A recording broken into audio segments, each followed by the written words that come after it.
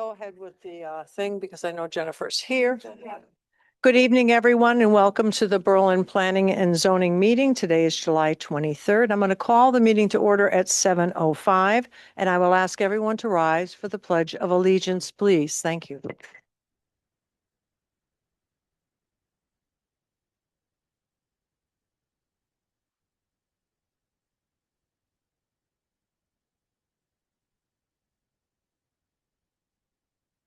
And thank you. Now on to roll call. Maureen, if you can. June Daly. Here. George Millard. Here. Ann Jorsey. Here.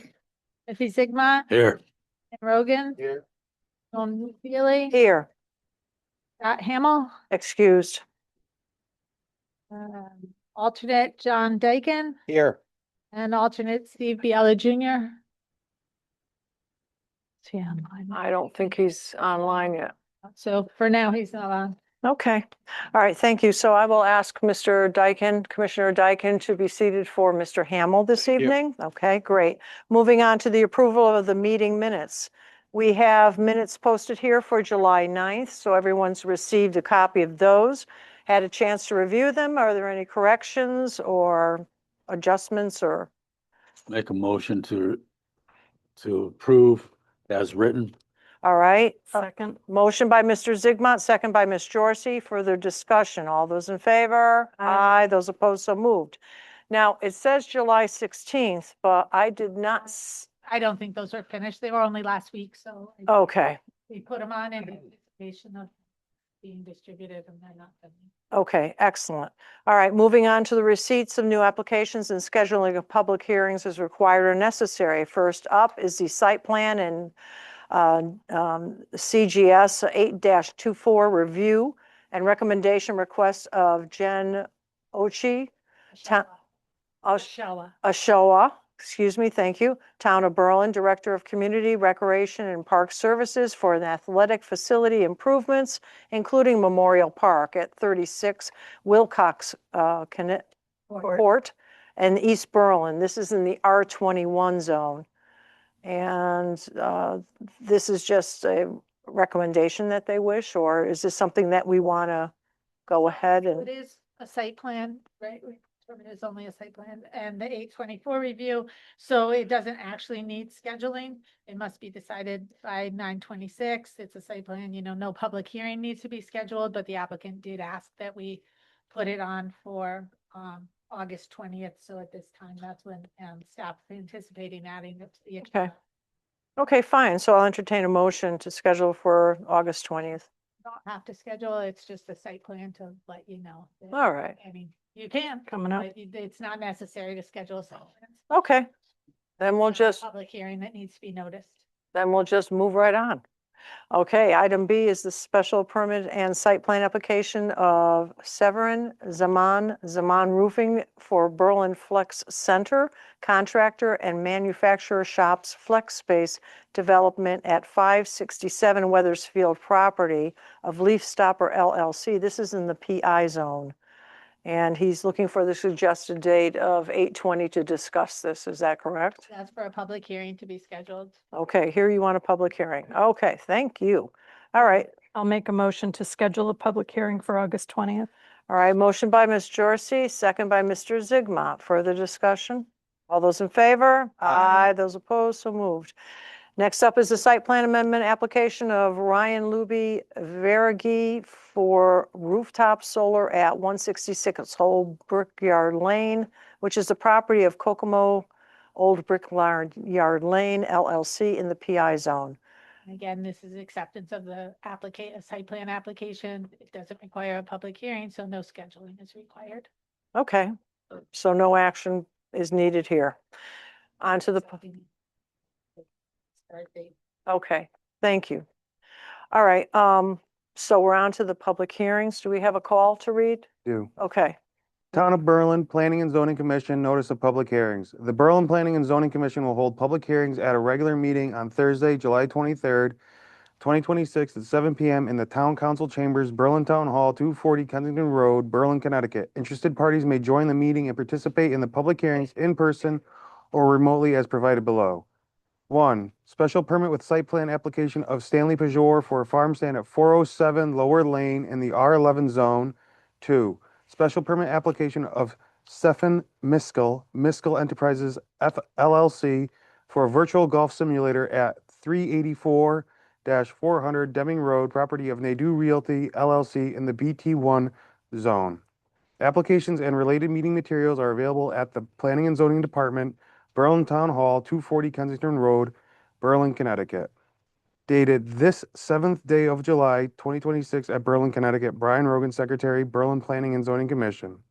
New Britain Herald legal notices / classified advertising dates of publication are Saturday, July 11th, 2026, Friday, July 17th, 2026, posted with the Berlin Town Clerk, Tuesday, July 7th, 2026. Okay, thank you, Brian.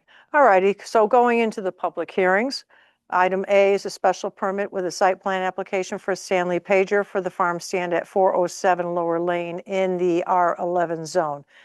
Is there anyone here? Is Mr. Pager here? Oh, hi, how are you today? Oh, good, fine, thank you. Just ask you to come here and state your name and address for the record. Now that microphone can be a little funky, so, yeah, unfortunately, you can bend it whichever way you wanna. Okay, Good. yeah, just want to make sure that everyone has a chance to hear. Thank you. Perfect. Stanley Pager, 407 Lower Lane. Mhm. I'm here tonight requesting approval of my site plan and special permit application to continue my farm stand, small hobby farm stand at 407 Lower Lane.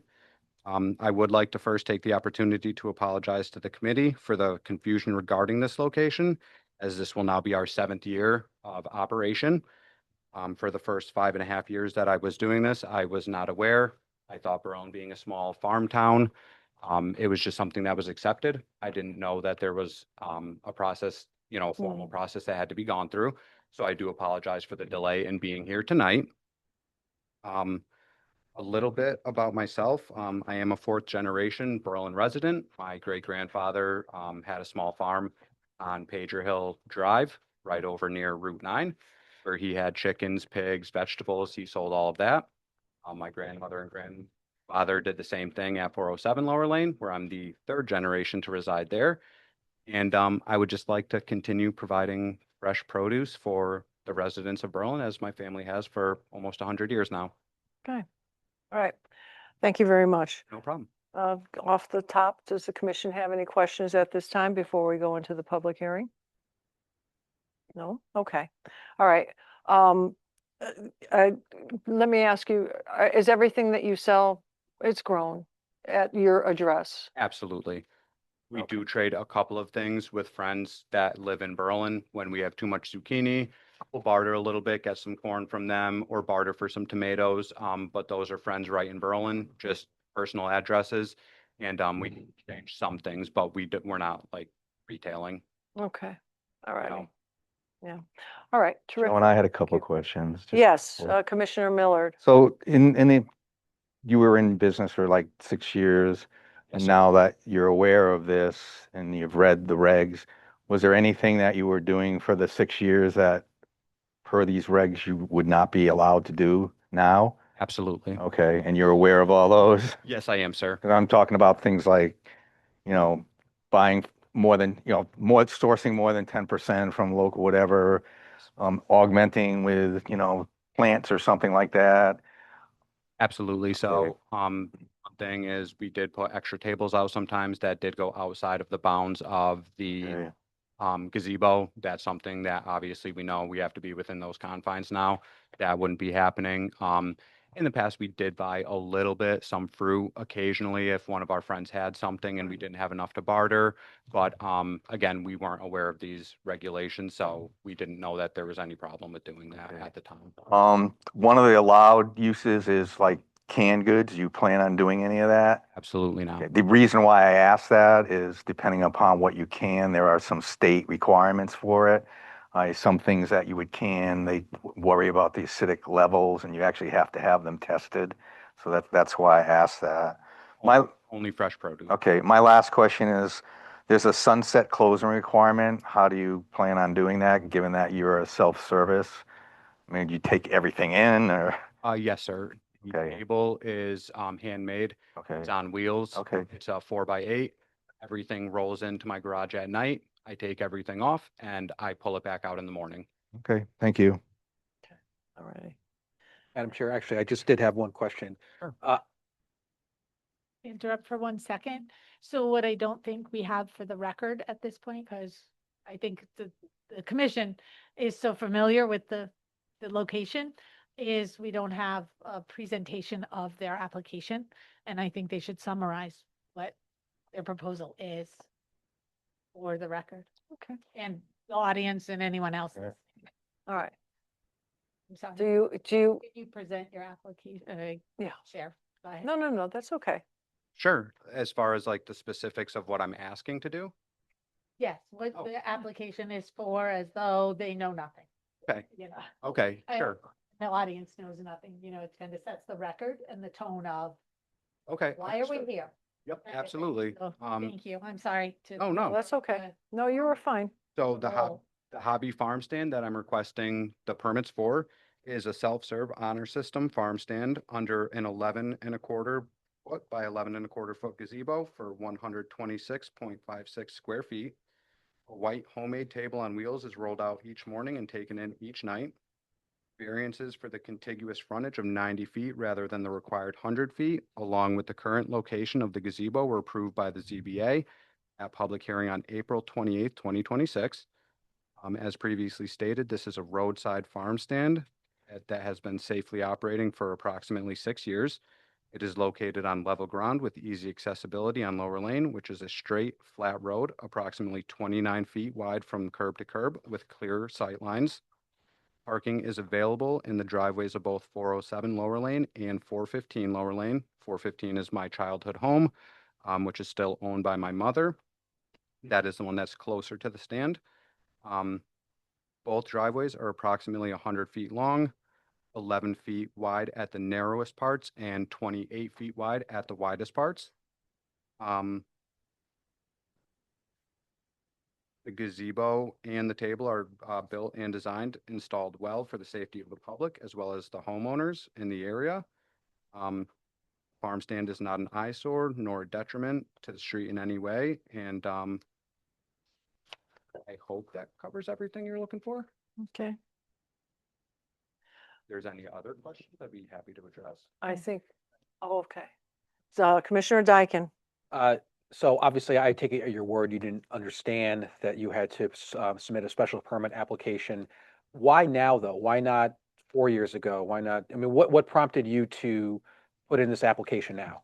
Notice of this whole situation after 5.5 years from Paulie Morbidelli. Okay, so simply the zoning enforcement officer saw your operation. Yes. No one necessarily, it didn't raise flags until he maybe realized that there hadn't been a permit, realized there wasn't one, and confronted you with that. Of course, and of course, not knowing beforehand, I never knew that anything was needed until he made us aware.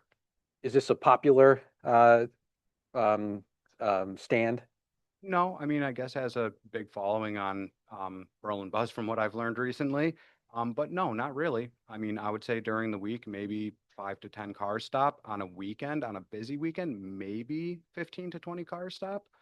I mean, we just have, a 4x8 table, so I would imagine people are spending $3, $4, $5 at a time, a few tomatoes, cucumbers. If there was maybe 2 or 3 people at the same time, which sounds like that's rare, given if you're talking about 10 people in a day or something. Sure. What do you do about parking? Is it purely parking on Lower Lane? No, the driveway of 415, which. Oh, I'm sorry, I got you. Yep. I got you. Yep. So we have 2 driveways available just because of the dual houses, me and then my previous childhood home that my mother still owns. So we do have 2 driveways worth of parking. Now thank you. I'm sorry, go ahead. I was just gonna say, I have seen some people pull up on the snow shelf, which is gravel and mulch. So it's not grass, so nobody feels like they're gonna like destroy grass. They'll pull up on that if a driveway is full so that their car is even, further off of the street, another 3 to 4 feet onto that snow shelf. Now, the fact that you didn't have a special permit in place, a special permit approval, is not unusual for something like to happen. But that also prompts another question for me is, do you have liability insurance in place? Absolutely. Thank you. Yep. And I know that's Commissioner Jorcy's You took my question. I question. know, I knew you were gonna ask it and it just, Ah, Yes, absolutely, I did. So the zoning officer was alerted to the operation, through, internal, reports. I think he got, external reports as well, but internal reports specifically. My recollection is it was after a POCD meeting that there was discussion of farms and farm stands and, operations throughout town, and that was called out. So didn't have a special permit, meet all the parameters. well, thank you, sir. Yeah. Thank you, sir, for your candor tonight. Absolutely, not a problem at all. Thank you. all right. Diane, did you have any questions?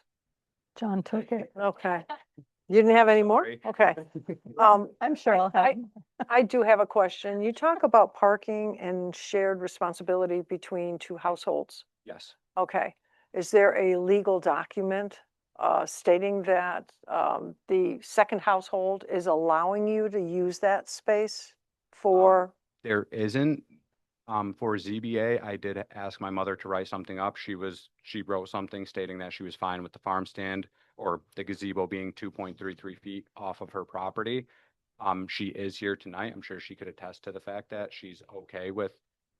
People parking in her Yeah, driveway? I mean, it's been 7 years now. She hasn't flipped Yeah. out or thrown me out or anything. Not yet. No. You never know. About mom. Subject to change, of course. Exactly. And you said that you were at ZBA, so just briefly, can you tell us what ZBA allowed you to do? Absolutely. So there's a 100-foot requirement for having a farm stand of contiguous frontage in the town of Berlin. Mhm. I only have 90, so I filed the variance for that. ZBA did approve that on April 28th. Okay. And then a farm stand, according to the, believe, regulation XI period C period 6. It does state that a farm stand has to be at least 25 feet from all property lines. Mhm. From the front, I believe, I don't have it in front of me, from the front line, I was 9.5 feet, I believe.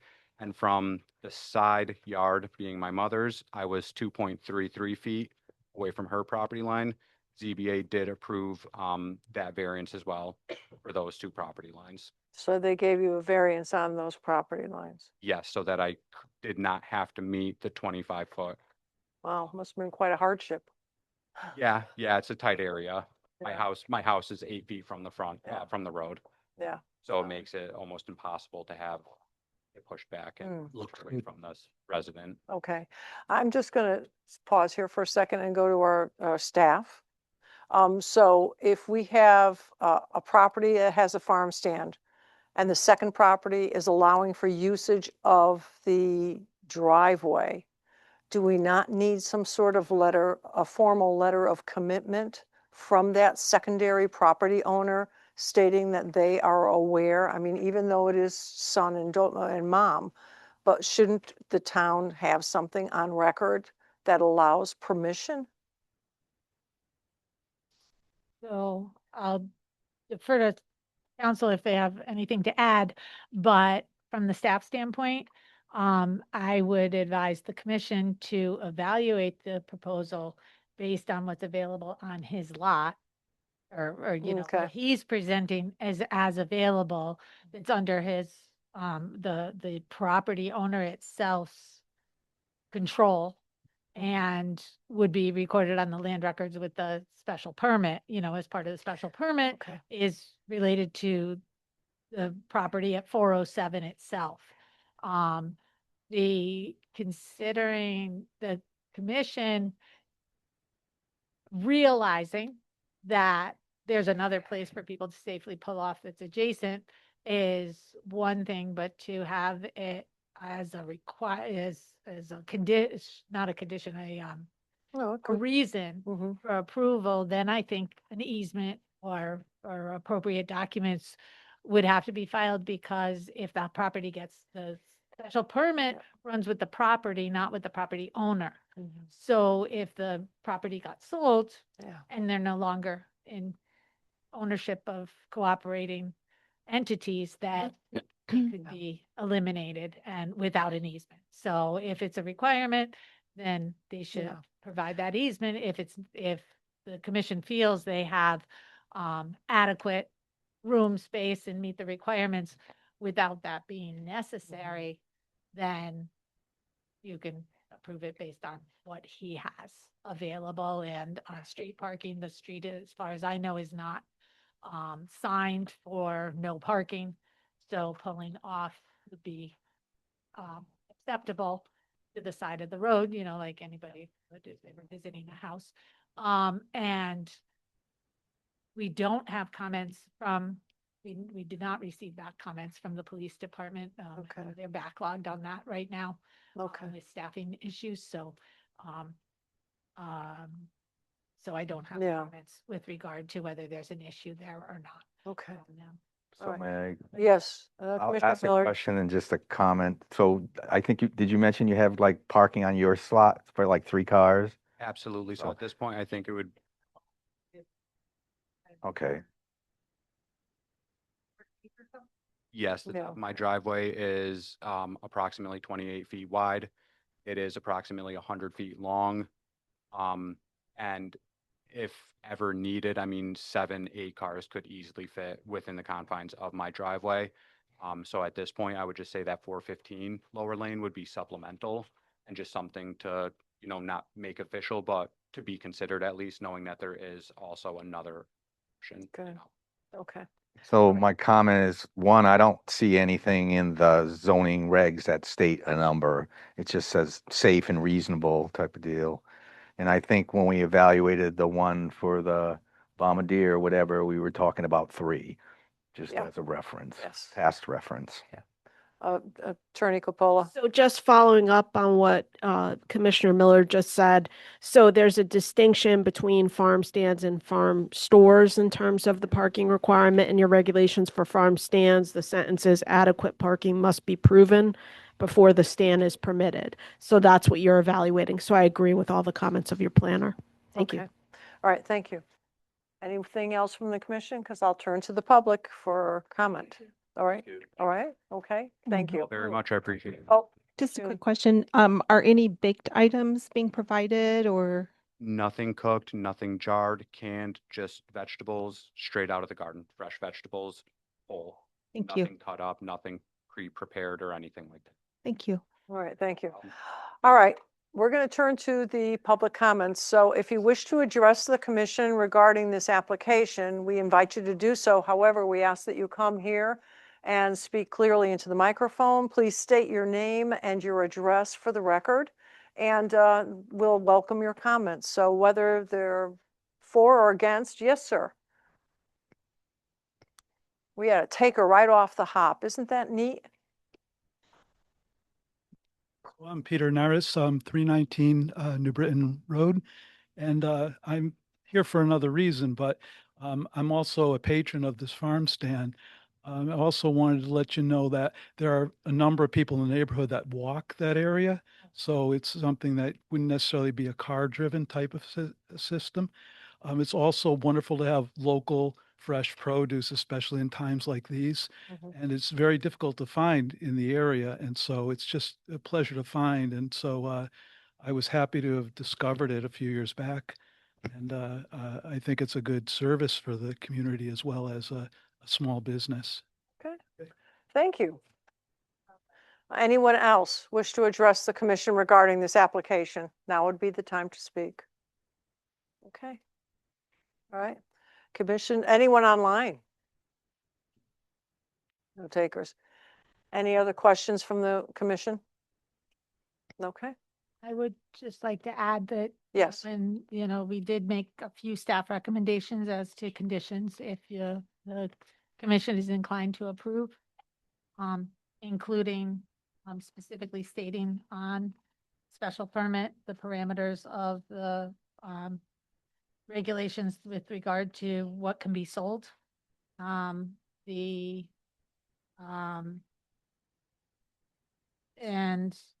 that the applicant is responsible for any other department or agency permitting, and that goes back to Commissioner Millard's comment with regard to other items being sold, like canned goods that are allowed by the regulation, but they may be subject to other approvals. and other agencies, including the health. And just to add to that, one of the reasons why I asked about flowers is flowers are not tax exempt, so they need a state tax stamp, and you have to collect state taxes on when you start to sell like mums and stuff like that. So that was the reason for that question. So I don't know which other regulatory things there are out there. Yeah. May recall at the a previous farm stand discussion, there was discussion about the bakery items and those. Yeah, right, those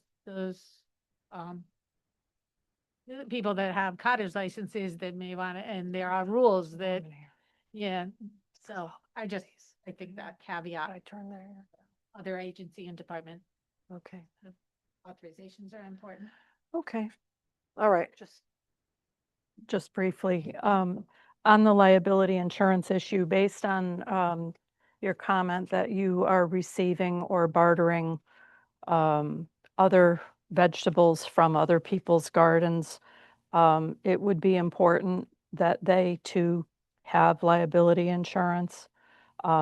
It's a normal requirement for somebody that might be participating, say, in a farmer's market kind of a thing, but to cover yourself by bringing other people's produce in, you would be opening yourself up for liability if people were to get sick based on Oh, that's true. things that you're selling from other locations. So, and go ahead. Yeah, that was actually just to piggyback off that. My question wasn't just about liability insurance, but also for the product itself. It's a very good point. Absolutely, yes. I have all the insurances in place. As far as the people I barter with, it's not something that I've asked or looked into, but now that you've made me aware of it, I certainly will. Mhm. Just to make sure that everything that I have, they're covered for as well. That's something I have not thought of. I thought once it came to my property that, my liability insurance would be able to cover that. Yeah, that's a good point. Okay, Absolutely. Yeah. Thank you. all right. Anything else, Commission? Yeah, Tim? Make a motion to approve. No. No, close. Oh, I'm sorry, No, don't get me ahead. All right. Okay, that's okay. Close. Oh. Gotta close the public Did you hearing. wanna- Motion to close public hearing. Did you want to make one last offer? I'll second it. I'll second. Thank you. We have a motion, we have a second. Do we have any further discussion or input from our staff? Yeah. No? Okay. Hopefully there's, Just the last note that I think I talked about Put the the arrow the report on the property. All right. hopefully this will okay? be the last farm stand without a special, anyway, Well, all I'll right. leave that. Nancy. So we have the motion on the table. I have a second. So further discussion, all those in favor of closing Aye. the hearing? Aye. Anyone opposed? So moved. Okay. Moving on to the special permit application of Stephen Miskell Enterprises LLC for virtual golf simulator at 384 to 400 Deming Road. This is property of Nadu Realty LLC in the BT1 zone. Good evening, gentlemen. How are you doing today? Oh, pretty good.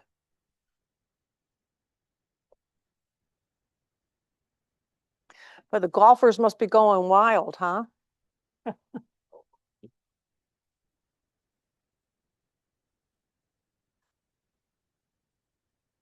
Is more. So Bishop's not here to control the air.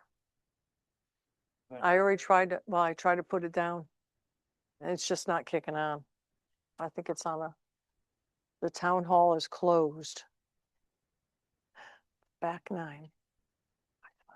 Good evening. For the record, my name is Justin Packard. I'm a civil engineer with Halsey, Pearson, and Cassidy out of Cromwell. Here tonight representing Nadu Realty for the property at 384 and 400 Deming Road. So the reason we're here tonight is for the special permit approval of a indoor golf simulator use at the existing building on the property. So I'll start off just by going over the existing property a little bit.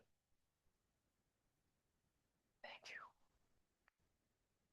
I think you got it to move. So the overall property is made up of about 2.2 acres of BT1 zone land.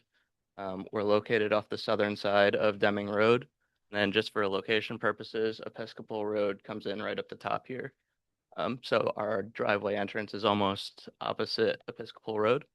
So we were here before you, I think a couple of years at this point for the approval of the development of this property with the building up front here. So at this point, the building is built. It's a 9,600 square foot building in the front, and then the associated parking and landscaping and all site improvements have been installed as well. I believe they're just waiting on the final pavement of but right now it's just a binder coat for the pavement.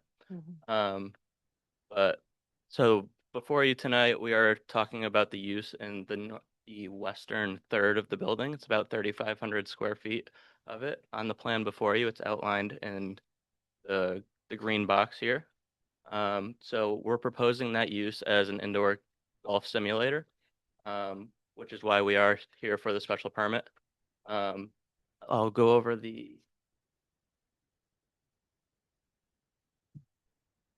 So just to go over the footprint that we're looking at doing in this area, there would be presently, we're proposing 4 golf bays on the bottom here. And then this, we're presently proposing as a practice putting area, which could potentially in the future turn into another golf bay. So overall, the potential of 5 golf bays. And then there's also a meeting space in the back with a restroom and then just like a break room for employee, as well as a sink with kind of an open space in the front of the door when you walk in.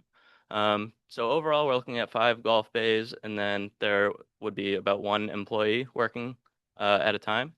The business works on a type of like a membership thing where you buy into a membership to use the facility. During regular business hours, there would be an employee there, and then they claim that they will be a 24/7 golf simulator. So if you are a member, you would be able to book a time any time of the day, and then if the employee isn't there, members get a digital code to get into the front door. So I will just go over a little bit about the security because I know that's one of the big concerns about this. So as part of the plan, they're proposing security cameras on both the inside and the outside of the building. As I mentioned, during regular business hours, there would be an employee there. And then the public can also book times during that regular hours slot. And then the membership would be the portion that is 24/7. So there wouldn't be any just regular public tee times or anything like that outside of the regular business hours. Like I said before, the members get a code when they join that allows them to get in the front door if an employee isn't there. And then as part of the membership, they obviously educate all the players on how to use the equipment, probably things that would go wrong if they need help. And then there is also a contact number for anyone that's using the facility that they can call or text if they are there and experience an issue. Back to this. So as I mentioned, the parking lot is already built at this point. We do have adequate parking for this use, as well as taking into consideration the rest of the building. So as I said before, we're counting about 5 golf bays for this building and then the 1 employee. So we're proposing that about 12 of the total parking spaces would be used for this use. That would be 2 parking spaces per bay plus 1 or 2 spaces for an employee or someone watching or something of that sort. So that would leave us, the total site presently has 65 parking spaces if you include the building in the back. And then immediately around this front building, we have 42 parking spaces. So with that 12 number in mind, we would have 30 additional parking spaces for the rest of the building. And then if you do a breakdown of the square footage remaining in the building, which I believe is a little over 5,000 square feet, for a retail space, we would be required 23.7 parking spaces. And immediately around the building now, we're left with 30 additional spaces beyond that 12. So we actually exceed the parking requirement if the rest of the building was to go to a retail use. Obviously, if there is a use that was going in another portion of the building that required a special permit, we would have to come in before you and assess the parking situation at that time. There is some space on the property to add parking if needed in the future, But presently, just with this use in there and assuming the use of the rest of the building, we feel that we do have adequate parking on the property. I also want to comment that the landscaping and site utilities, everything has been installed per the original approval of this front building. So everything uses septic and public water on the property. And then the two uses at the back will still remain warehouse use at this time. So So, good evening for the record, Jim Cassidy with the engineering firm Halsey, Pearson and Cassidy. Just want to add a couple things. Again, kind of hitting on the security, because I know that that is a concern. As Justin had mentioned, this is a 24/7 facility. It is locked at all times. It is only open and available to members. As Justin mentioned, if you want to use it, you need to book a time, and then you're provided an access code. That's the only way into the facility. For services, there's no food service, no alcohol services, and this facility is going to be limited to, if the patrons want to bring something in, it's limited to snacks, no alcohol. Inside the building, it's monitored by security cameras. So everything is done visual. If there's a problem with anybody going into the facility, then they lose membership. They cannot go back to this facility. So it is a very locked, secure facility. When doing this, we were trying to figure how to fit it into the zoning regulations, because you don't have a specific regulation that talks about virtual golf. So we were kind of trying to fit it into indoor recreation and driving ranges. But I say this is more indoor recreation. But it's important to know that this is not, I know people have probably been to golf simulators where you have bars and open to the public and all that kind of stuff. That is not this. This is designed to have a golfer that wants to improve the game, get exercise, and is a member of the facility. So it's very limited in its usage, very limited in the number of patrons that can come to it. I'm just going to hit a little bit more on the parking also. Justin mentioned that we have 12 spaces out immediately in front of this that we feel is more than adequate. You don't have a specific requirement in your zoning regulations that specifies the number of parking spaces required. So we've been working with the client. So that actually provides, as he mentioned, there could be up to 5 virtual golf bays and 1 employee, which he felt 2 spaces per bay. Then the 1 additional space would be more than adequate, which would actually be 11 spaces. So we're proposing 12 here. Highly doubts that you have all 5 bays going at the same time. In addition to consideration, most of the people going to this facility are going after work hours. The uses in the back are like a warehouse and a shoe distributor type use. Very limited number of vehicles that actually come to those facilities. So there's additional 23 parking spaces out back that only get used during business hours. And our uses is typically at the max is going to be off business hours. So we feel that there's more than adequate parking on the overall site. And it is a very secure facility. The only changes that you're going to see are within the interior of the building. There's no visible changes to the exterior of the building. We did submit special permit criteria, an explanation of each one. I wasn't going to bore you and go over each one, but it was part of the application. So we feel that we meet all your special permit criteria, especially in that it's an existing building, and your plan of conservation and development actually refers to this as a TED zone, which promotes development of existing buildings in this area, which we are doing at this point. And as part, if you recall, when we came in for the original site plan approval, we promised that any use that came in, we would come back to this commission for the final approval. Therefore, we're before you seeking a special permit this evening. So with that, if there's any more operational questions, unfortunately, the operator of this facility is actually in Utah this week today, doing training for this actual facility. So he couldn't be here. We did have him write a letter. You want to get a Justin?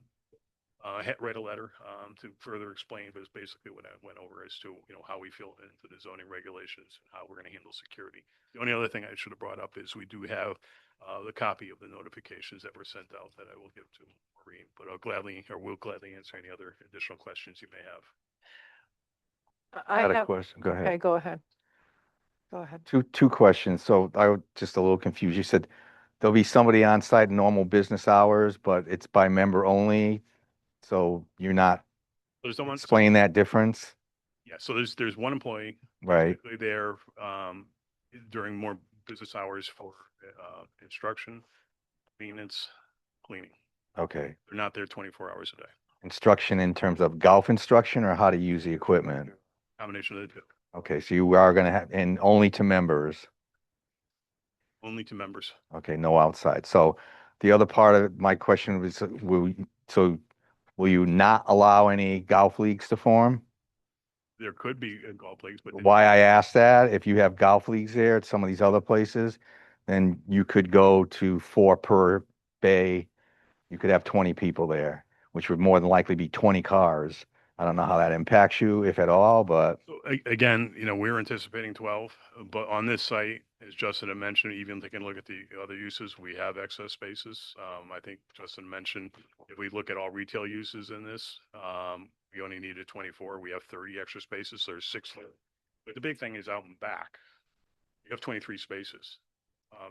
Maybe the owner can chime in. well, that's fine. I just wanted to just make people aware that I do this, okay? I play over in Glastonbury a lot, and when they have leagues, they can be packed. I mean, they have a bar there, the whole shebang, so, but I mean, you would routinely have a whole league with 20 guys, 4 to a bay, having contests or whatever. So you could be full more than like 2 per bay if you have leagues.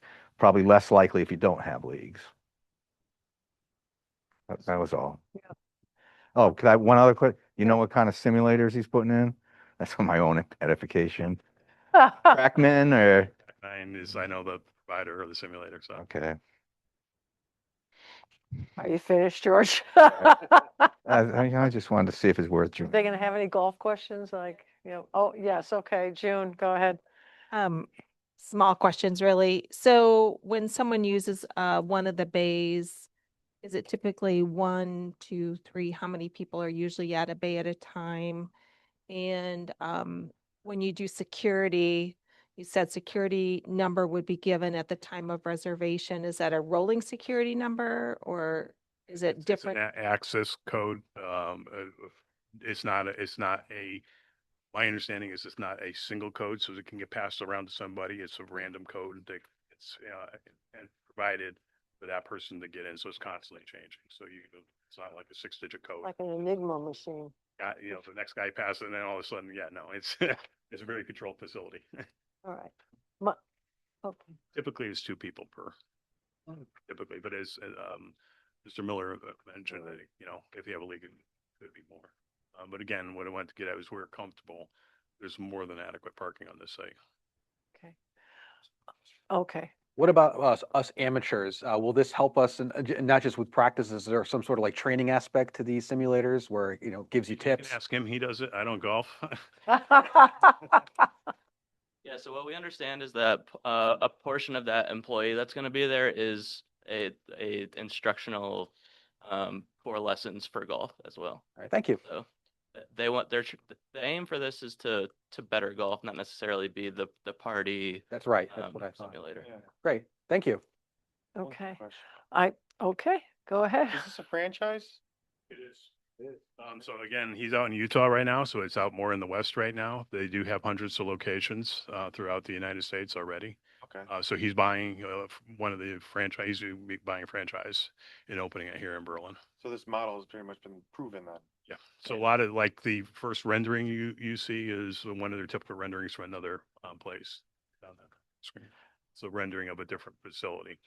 Okay. All right, do you have hopes of taking over perhaps an adjacent space, retail space? I think for the owner, he would love it, but not right now. I mean, it's proposed to be just this, it's just a third of the building that he's taking right now. Okay.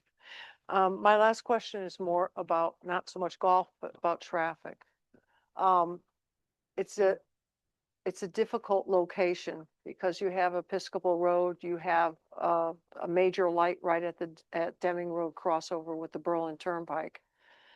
And I know from past experiences with speaking with the police commission and the chief that this is probably the worst intersection in Berlin and the most hazardous is at that crossover light. Now, that being said, I mean, and I don't mean to hang anything on this, on your development, But my concern is for those additional cars coming out, and are they gonna be directed down to the turnpike, or are they gonna be given the choice of going left or right, or? So when we set up the driveway, if you recall, initially it was actually Lined well, with, it yeah, was no, it was actually kind of to the west of Episcopal. There was Yeah. telephone pole yes. opposite Episcopal. So it was kind of a split driveway, I'd say. Mhm. One lane came in and the other lane came out. When we had to reconfigure the driveway and went through your approval process, we agreed to make it a combined, get rid of that massive curb cut, get rid of the confusion. Although it's not turn restricted, Mm, we designed it in a manner so it's easier to go back toward the Berlin. Yeah, yeah, I've tried to go out it many times. Yeah. And you wait, you get out of there. It's easier actually to go down the Berlin Turnpike and continue your maneuver. So we designed it in that manner. So it kind of, not to say forces you, but promotes you to. well, yeah, For traffic, I mean, again, your use, your parking requirements for retail use, I believe is 4 bases per thousand. yeah, So in looking at this, they're taking 3,500 square feet. So the number of parking spaces we're actually providing, or trips we're anticipating, is less than a retail use. yeah. Good thing, good thing is that it's typically off hours. It's not during your peak hours. It's after work, or it's later at night, or it's early in the morning. So traffic going out of here is, like, it's tough to give you an actual traffic study or traffic. I'm not asking for one. Well, It's just, my concern is I was wondering what the direction of the traffic was coming off. It's just because I'm concerned about that whole intersection. It gets really gnarly. We've done what we can do to improve it. Yeah, For the site, again, it was really, it's a nice building. really difficult. Yeah. So I have an Right. additional question. Go ahead, Commissioner Miller. Now that I know it's a franchise, I actually looked up a couple, one in Delaware, one in New Jersey, and they're both pretty standard. I mean, they both look exactly the same, and they talk about booking a tea time without being a member. They talk about becoming a member.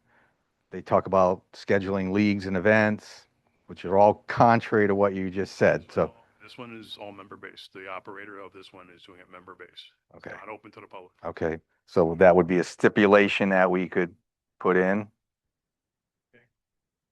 To clarify, you could put in as on the special permit, because it's filed on the land records, you could put that any change to Okay, use of the facility, modification from being member-based would require the commission. Okay. All right, Yeah, that is fine.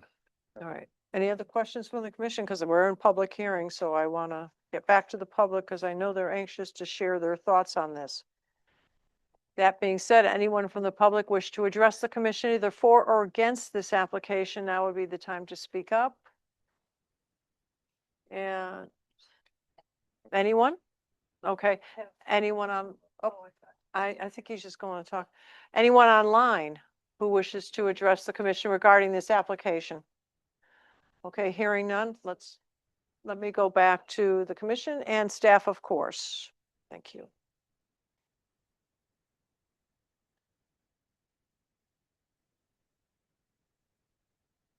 I always lose my agenda. Where's it go? I'll share. Is there, Sure.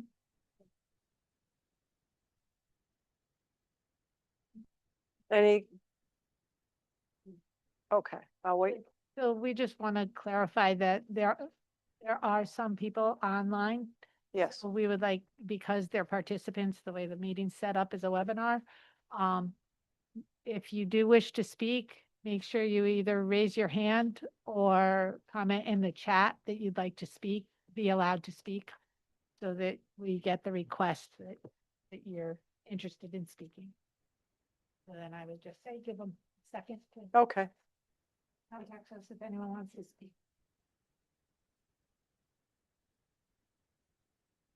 No one?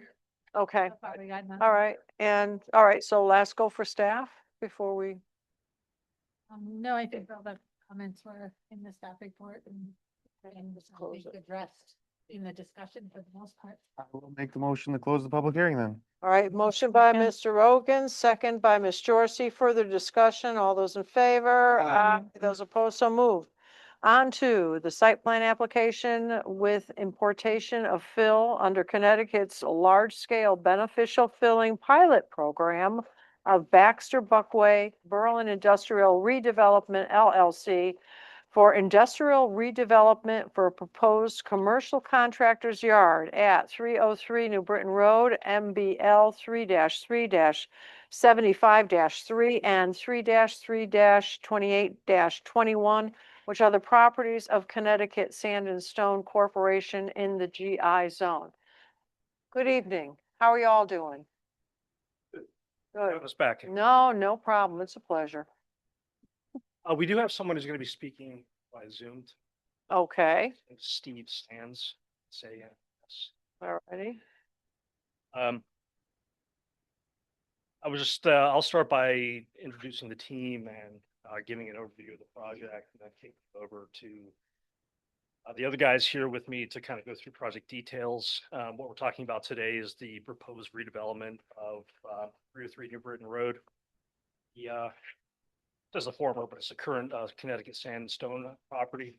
The team here today with me, my name is Michael Clark. I'm with Industrial Development Advantage, the developer. Austin O'Neill, Nick, the two Nicks, Brent and Joe. You'll hear from those folks tonight. And on the phone, also with IDA, is Steve Sands.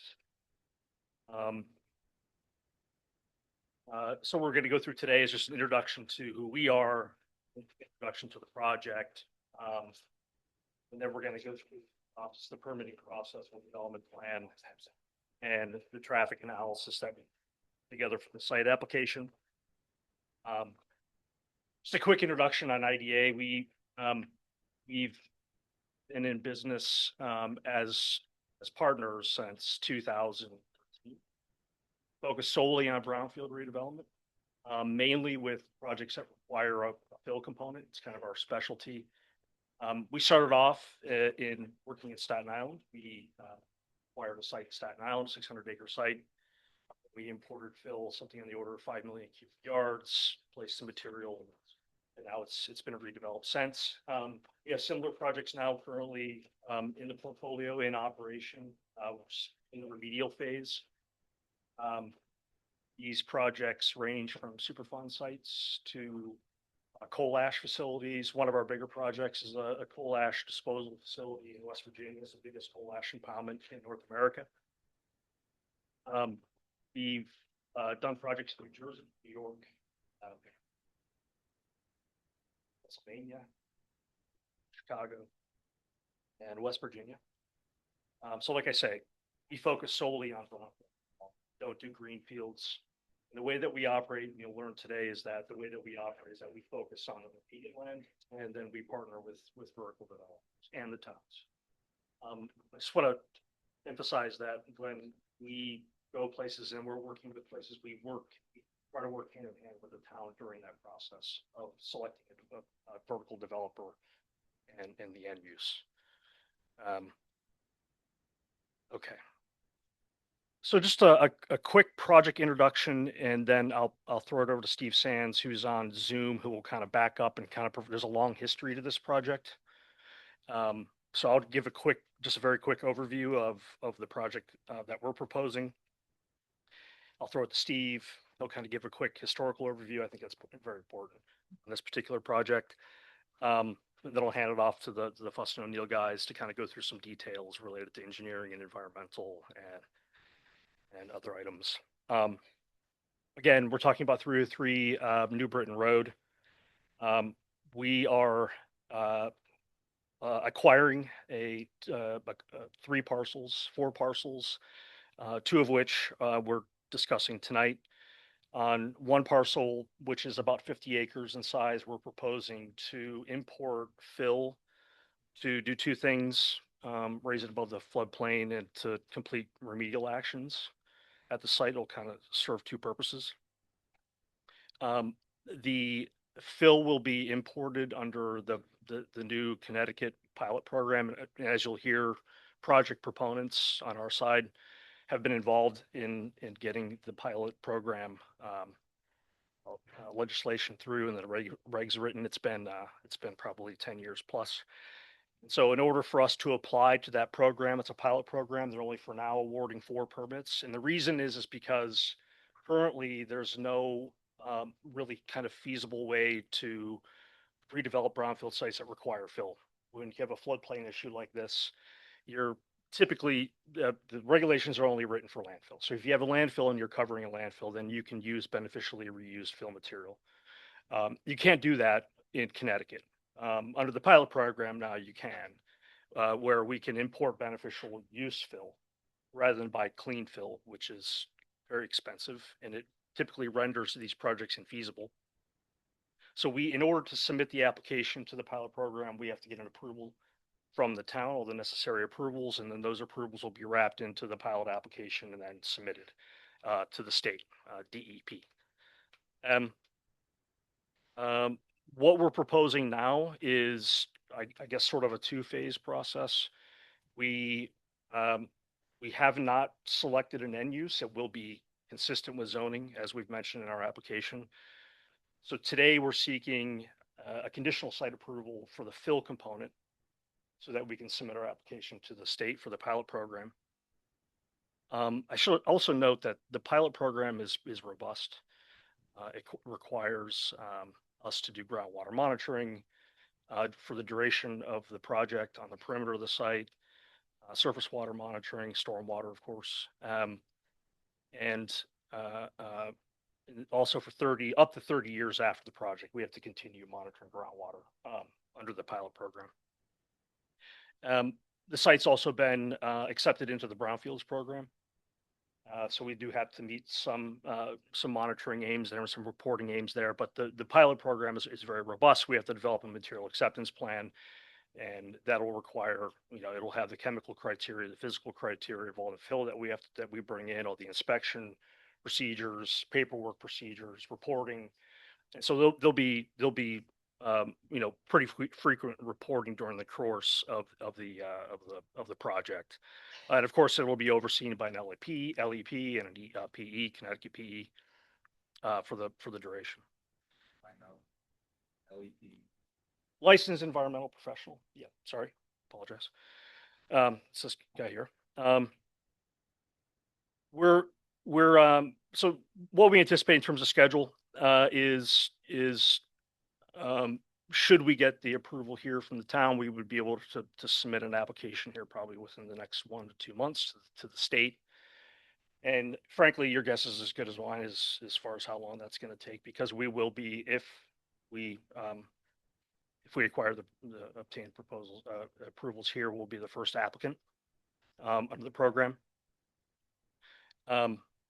So I suspect it could be, like, kind of cuts both ways. It could be quick. It's usually slow, because we're the first ones kind of going through this process. So I just wanted to, that's generally what we're doing. So again, we're importing, I should also point out that the pilot project is required only for projects with that requires an import of over 100,000 cubic yards, which ours does. And in terms of schedule, assuming I'm going to assume it's probably going to take a year to get an approval from the state, should we get an approval here, of course. And then after that, we're looking at up to 3-year construction schedule. And as I say, during that time, we'll be implementing and importing and placing the fill under the pilot program, and of course any conditions on our site plan approval. Because this project has been around for so long, I think it was important to kind of lay out some of the history. And for that, I wanted to kick it over to my colleague, Steve Sands, who's online. Good evening. Can everyone hear me? Yes, we can hear you. Great. Thank you so much. I apologize for not being able to be there in person this evening, and thank you for allowing us the time to present. I'm actually on a family vacation that was scheduled before this hearing was continued, or I would love to be there in person again today. By way of background, my name is Steve Sands. I'm a principal of the applicant. I hold a degree in engineering from Duke University and was formerly a founder and principal of a company called Clean Earth for the past 35 years until I retired it last January in 2025. Some of you may be familiar with the soil remediation facility we own at Clean Earth that operates in Plainville, Connecticut, called Clean Earth of Connecticut. And it was through that site that I first became involved with the subject property this evening. At the last meeting, one of the commissioners made the comment that there's a lot of history at this site, and that is true. In fact, my personal history with this site and involvement now spans over a decade. Back in 2016, I should back up even further. In 2012, Connecticut DOT hired an engineering firm to evaluate this particular site on behalf of DOT, who is considering constructing a wetland mitigation area on this property as part of the then proposed New Haven, Hartford, Springfield high-speed line. They hired a company called McGuire, who performed a phase 1 and phase 2 on the site in 2012 and 2013, and concluded that due to contamination on the site, construction of the proposed wetland mitigation area would not be environmentally or financial feasibility and was not recommended to DOT for this location. The property again remained unused as it had since 1980s, and back taxes continued to accrue.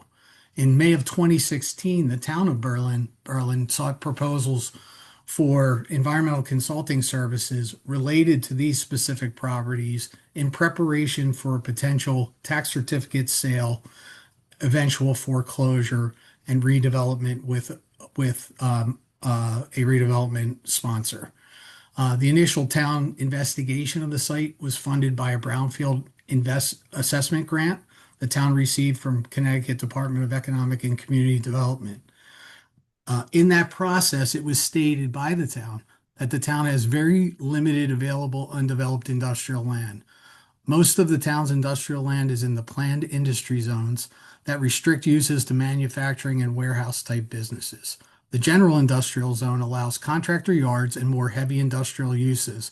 There's very little land available in the region for these type of uses and users, and the town has had many inquiries from interested businesses that could not be accommodated because there were no general industrial sites available. And I'm quoting from one of the application documents submitted by the town. Subsequent to submitting the grant application, the current site owner, Connecticut Sand and Stone, entered into agreement with a subsidiary of my former company called Real Property Acquisition on February of 2017. The town became aware, and thereafter we began working cooperatively with the town on the redevelopment of the project.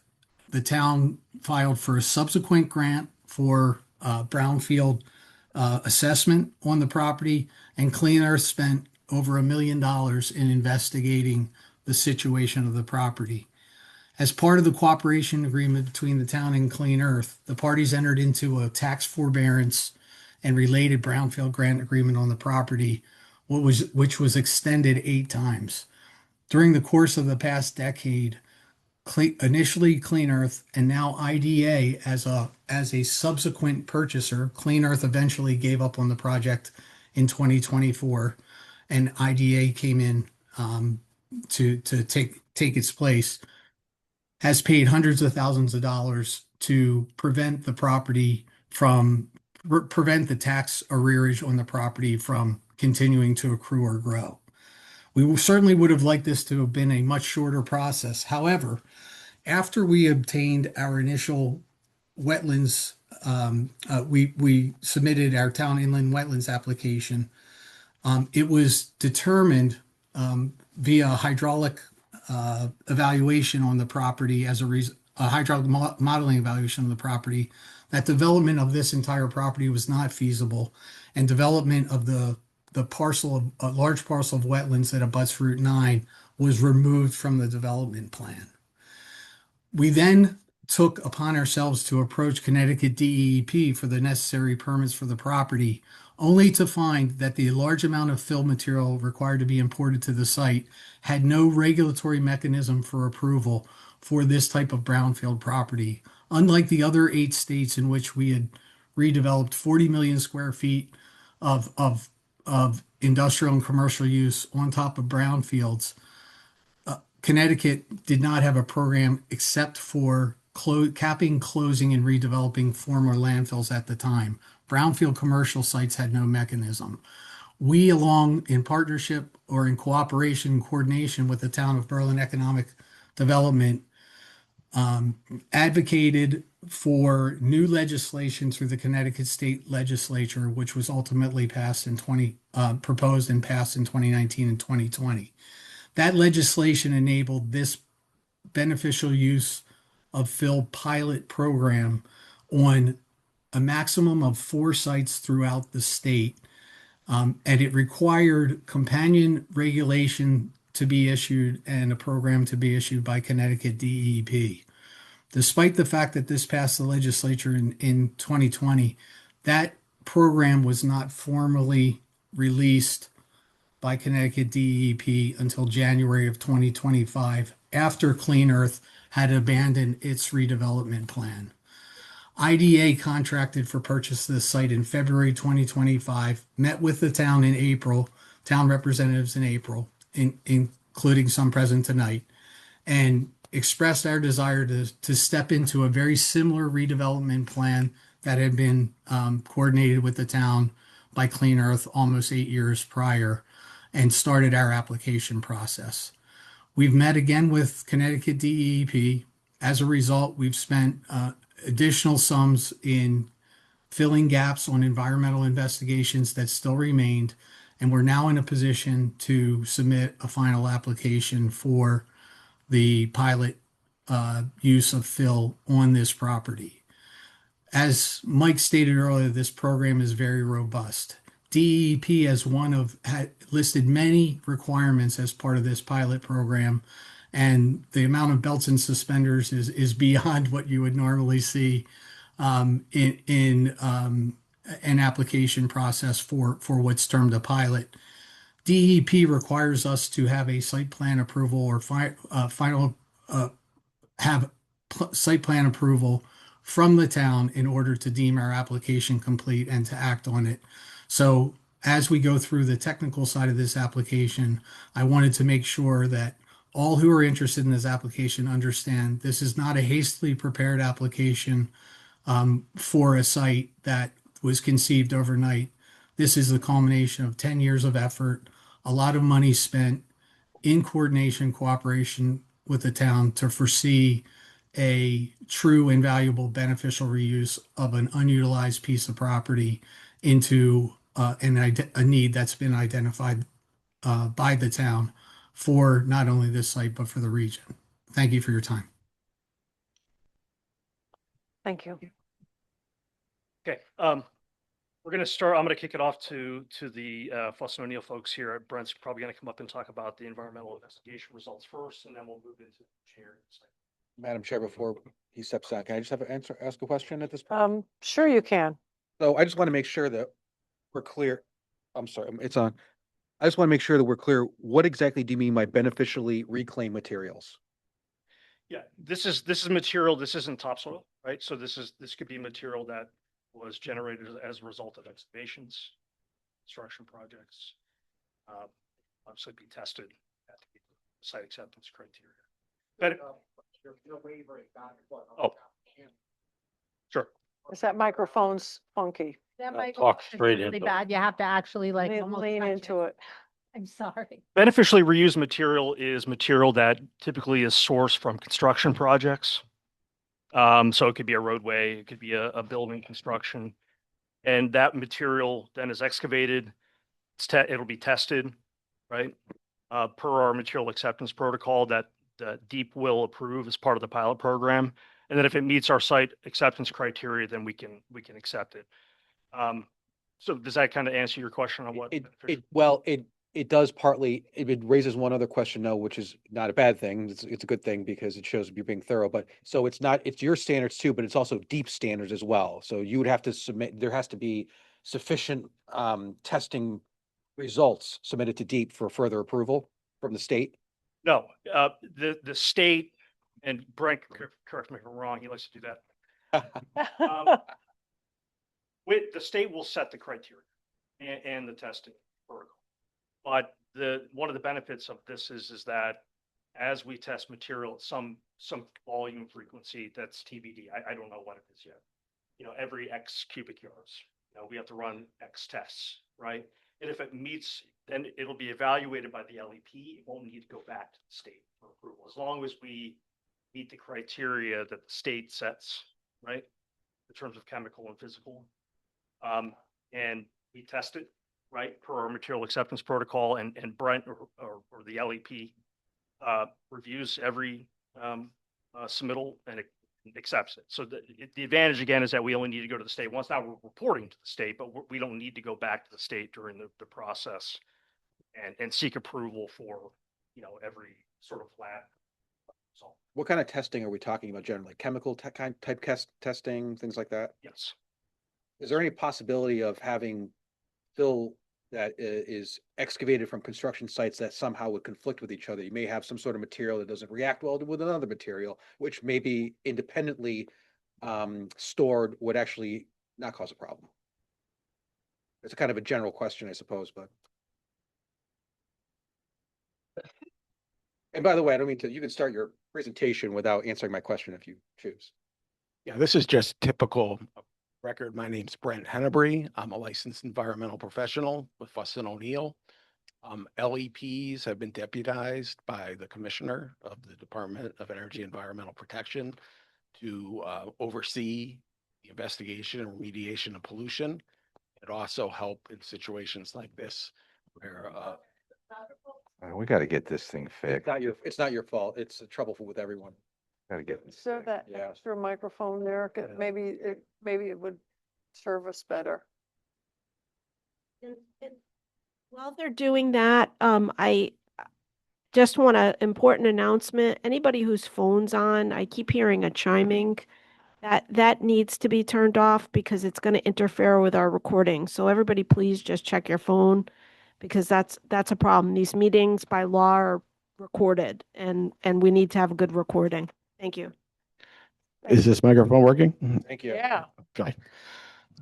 So a licensed environmental professional is a professional that's licensed by the Department of Energy and Environmental Protection to oversee the investigation and remediation of polluted sites and also sign off on various aspects like this where polluted material is being handled.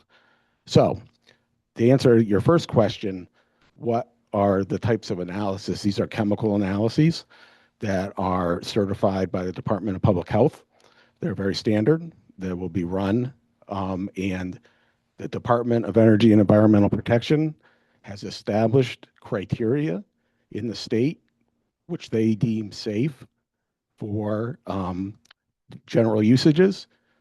Industrial commercial is one set of standards and residential is another set of standards. The soil going onto this property could be legally stay on this property because this property is industrial commercial, the property we're sitting on today. That's the type of soil that will be deposited on this property as fill material. Follow-up question. So with 27,000 trucks coming through, what's the frequency of testing? Is it based on we're getting this X amount of cubic yards from this site and you do testing on that, or are you just doing random testing, or how thorough is the testing from different sites? So the testing is conducted on a site-by-site basis where they're bringing the material in. It's typically a composite sample per 500 cubic yards. So every 500 cubic yards, there will be a test. Okay. All right, so if we get back to the presentation, we can see up on the screen the site in total. And we just wanted to demonstrate that because of that hydraulic analysis that was conducted by several folks early on, the portion of the parcel that is developable is much smaller than the actual entire site. And the remainder of that portion of the property will essentially be left as is for flood control and wildlife habitat. So the part in purple or blue would be the developed portion. Everything else would remain as is. Could you flip the slide for me? So I want to go through the environmental history of the site and why this site is a brownfield. So this is an aerial photograph from 1934, and the area that is depicted in red is the portion of the site that is going to be developed. And as you can see, the Donley Brick Company was active at this time. They started in the early 1900s, ran through 1960, and there was a large clay mining pond there that allowed them to construct the bricks in the buildings that were along the railroad tracks on the western side of the facility. So just move the slide for me. This is an aerial photograph from 1970, and this is after the Donley Brick Company stopped operation. And what I wanted to point out on this slide is that the pond is starting to be filled, both up in the northwestern and northeastern quadrant. And there are no records concerning how that filling occurred. That this wasn't exactly a concern back in the 1970s. And so we have no record of what that material is that went into the pond or how it was placed. Here's an aerial photo from 1986. And this is pretty much how the site looks today, more than 40 years later.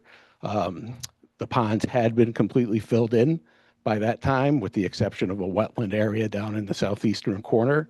That remains today. The pond was filled in with excess material generated by the state during the constructions of Route 9 and 72. Again, there isn't any documentation on exactly what went in or how it was placed. It was placed in what we call an uncontrolled manner. Ask you a question about this site relative to what you guys are doing. So one of the concerns is, like, I believe, correct me if I'm wrong, this is the proposed entrance, correct? Correct. Partially because there's a railroad crossing here. I mean, is it totally not feasible to come up through here some way, whether you'd build a road or whatever, because this is horrendous I mean, how many condos we have over here? 80, whatever, 90. We have restaurants here, Burger King, McDonald's. We have commercial, residential, all up and down the street. And you guys are gonna bring 420,000 cubic yards, all from here, right to here, in here. And I don't even know if that's more than a single lane road right now with the railroad crossing. We'll get into that later, but my question becomes, is it not feasible whatsoever for any other entrance into this place other than here? This isn't my area expertise. I'm the environmental guy. Somebody, oh. For that.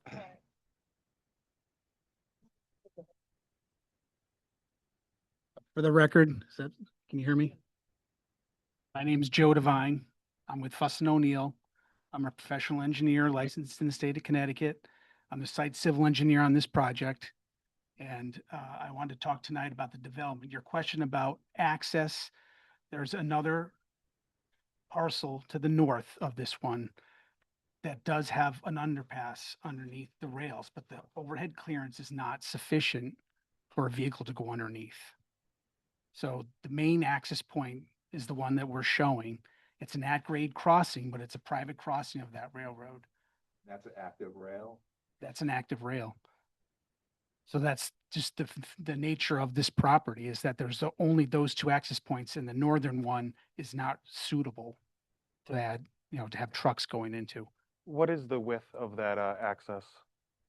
The northern one or the southern one? The southern one where all the trucking will be happening.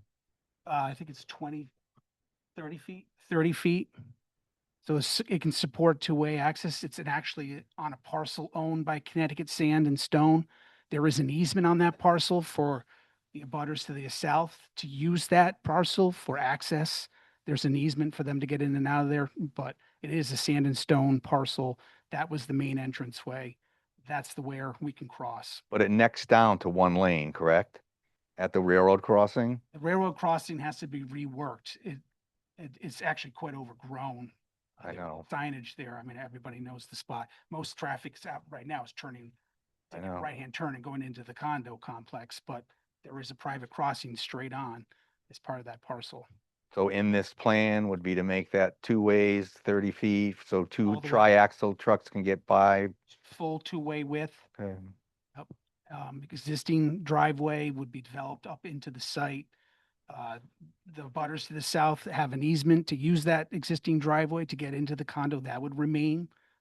But it is a sand and stone parcel. It is the main access way to get into site. Is that the only access that the people for the condos have to their? No, they have another driveway further down, but they have an easement to use this driveway. Well, they have a right to use this driveway for sure. Yeah. But it is on a sand and stone, standing. Okay. Clarify that Yes, please. condo complex Prentice Place as their entrance is off this access point. We're talking about the driveways that go out onto New Britain Road at the south end of their parcel are exit only. I don't believe there's any Yeah. entrance off that, and as that was approved, whether there's room or availability, that's not part of this proposal, but it's exit. I don't, yeah. Yeah. Oh, I'm sorry, Tim. Have you looked from Vivian Drive going in there? Used to be access to that property from Vivian Drive. And anyone look into that? Because, okay, because that was the access in for the fill that was in there now, was from Vivian Drive. Isn't Vivian Drive off of Episcopal, Off New Britain Road. off of New Britain Road? Yeah. It's Vivian No, Drive or? Vivian Drive, no. It's off of No, Episcopal. no, or something. they're not Vivian. Huh? Vincent Road? Vincent. Okay. It used to be off there and this project was shut down by the state for environmental items. In the fills over the years, this started in 1970 when I started on the planning commission or zoning commission back in 1970, and been in and out of the planning and zoning commission for since then. And there's a lot of history on this property, which I stated the last time. So environmentals on this property need to be addressed. This was a pond that was filled in. So there is water flow underneath this that goes over to the other ponds across Route 9 and down through. So any environmental stuff put on this property is going to affect the waterways down through. That's my concern here with this project. It was concerned back in 80s, and now it's being proposed again. I just see a lot of histories that's not being taken into consideration. I see neighbors here shaking their head because they remember the history too. So that's my concern, and I want to make sure that's all addressed. I would say if you let us continue with our presentation, we might be able to address some of those comments. Okay, yes, please. You want to go to the next slide, please? So environmental investigation results, the site, as Mr. Sands indicated, has been investigated significantly over decades, in accordance with the statements of the commissioner as well. Steve mentioned the DOT work back in 2011, 2012, which is the first documented investigations. The town of Berlin has received funding from the state of Connecticut on multiple occasions to investigate the property. Private developers like Clean Earth have spent money investigating the property. And now Fussin O'Neill has had an opportunity to go through all that information and do what we call a data gap analysis, evaluate where we need to get more information to understand the condition of the property and get that data. If IDA purchases the property, they have been enrolled in the Brownfield Remediation and Revitalization Program by DEP and DECD. And they will essentially be on the hook to complete the investigation and remediation of the site legally. They will get some liability relief for doing that with regard to certain offsite issues, but they are stepping up and going to take care of a problem that the town has had for decades and decades, and will have the legal requirement to do it. With regard to what is actually out at the site, it's a pretty run-of-the-mill brownfield site. There's no hazardous waste out there. This isn't Love Canal. This is basically construction debris that contains ash and asphalt and coal. We call it historic fill or urban fill or historically impacted material that was placed prior to Conley Brick building there, why they were there, when the building was demolished, and then by DOT during the construction of Route 9 and Route 72. So that material basically is mostly soil. It has rock in it, it has concrete, it has brick, it has asphalt, it has ash. And when you analyze that material or the common contaminants that we look for, you will find some asphalt has pollutants in it. I can find contamination if you have a paved driveway in your yard. I can find it here because the snow plows asphalt chips off into the snow shoulder. So it's in addition to the fill that's there, they did use a large quantity of fuel oil or heat to make the bricks. And there are petroleum releases that are present at the site as well. This is simple heating oil petroleum releases. Very common. And essentially, our investigations demonstrate using alternatives that are permitted by the state and used every day at parcels across the state. This site, from a soil perspective, really doesn't need any remediation. It could be left. It is. There is a small residual groundwater issue that will be addressed through what we call monitored natural attenuation. You essentially let nature heal itself. So that process will be monitored by myself, an LEP, or an LEP that works for Fuss and O'Neill. In the event that it's not successful, there are other alternatives that we can work with. We can actually put a barrier in that prevents the plume from leaving the site. We don't think that's going to be necessary, but IDA has budgeted for that possibility as part of considering this project. So can I get the next slide, please? So let's talk about the large scale beneficially reclaimed materials pilot program. So construction happens all over the state of Connecticut every day, and soil is excavated and it always can't go back in the hole where it came from.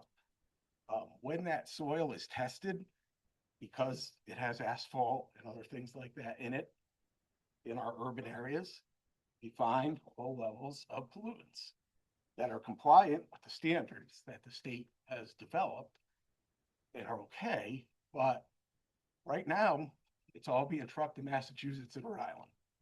Because Massachusetts and Rhode Island have programs that allow that material to be reused in their states. Connecticut really doesn't. And that's why this program was brought about, so that we could get sites in Connecticut that would be able to take this material and use it for an engineering use to allow the site to be developed. So as Steve Sands mentioned, the legislation passed in 21. The DEP got around to getting the program going in 2025. And we're here before you today because DEP wrote in the program that in order for them to approve an application, you need site plan approval from the town. They wanted it to be an approved project before they spent the time and effort going through it. Okay. Next slide, please. So let's talk about the specifics of the program and how this site fits the conditions. The site has to have environmental impacts. In Connecticut, we have an anti-degradation policy that says you can't put polluted material on top of clean land. So because this site has impacts, it is available for this program, put lightly polluted material on it that is compliant with the standards the state has developed for the use. The site also has to be an area where there aren't, it has to be an area where no one's using the water for drinking, and there aren't habitats for, what is the word I'm trying to say here? Endangered species habitat, thank you. So it meets both of those, and it needs more than 100,000 cubic yards of fill. That is the standard that the state set. They didn't say less than 100,000 cubic yards. They said more than 100,000 cubic yards. With regard to implementation and logistics, as Mike mentioned, DEP is going to approve what can go on this site, what testing needs to be done, what frequency it needs to be done at. And then once that's all approved, a licensed environmental professional who's licensed by the DEP can then work to approve material coming from specific sites. No hazardous waste is going in here. No construction debris is going in here. No municipal waste is going in here. This is basically soil that has some other anthropogenic material mixed in with it. As Mike mentioned, there are going to be requirements for routine inspections, surface and groundwater monitoring throughout the project and for 30 years afterwards. That's a long time. That's essentially what is required for municipal waste solid landfill in the state, which is obviously belts and suspenders and a little bit more than what is required. During construction, there'll be standard stormwater erosion sediment control that will be conducted. So, in conclusion, we have a typical brownfield here that has sat vacant for 50 plus years. There is a solution if the town wants it. You have a developer here that's willing to come in and not only take on the closure liability, but bring the site back to use, back to the tax base, and again, we need your approval to do it. Like that, anything else? Okay. The environmental department. Okay, Joe, you're up.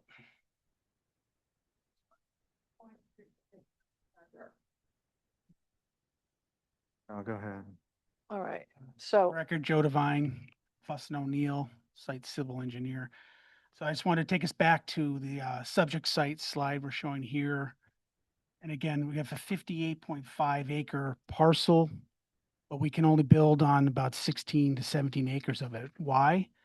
Because to the north, we're bound by the floodway for Willow Brook. To the east, we have wetlands. To the south, we have an easement for the Eversource transmission lines. And on the west, we have the rails. So we're left with the dark blue area there. It's about 16.7 acres. That's where we can put fill to make a development. Okay, so it's a small portion. The northern and eastern portions of the site are not getting touched. There, it's all going to remain wetlands. There is a lot of water up there, as was mentioned. So very limited area of the whole parcel where we can actually do this kind of development and try to make a usable parcel. Next slide, please. So this is our proposed development plan. It starts with that existing driveway off of New Britain Road. We would redevelop that and extend it up to the area where we're putting the fill.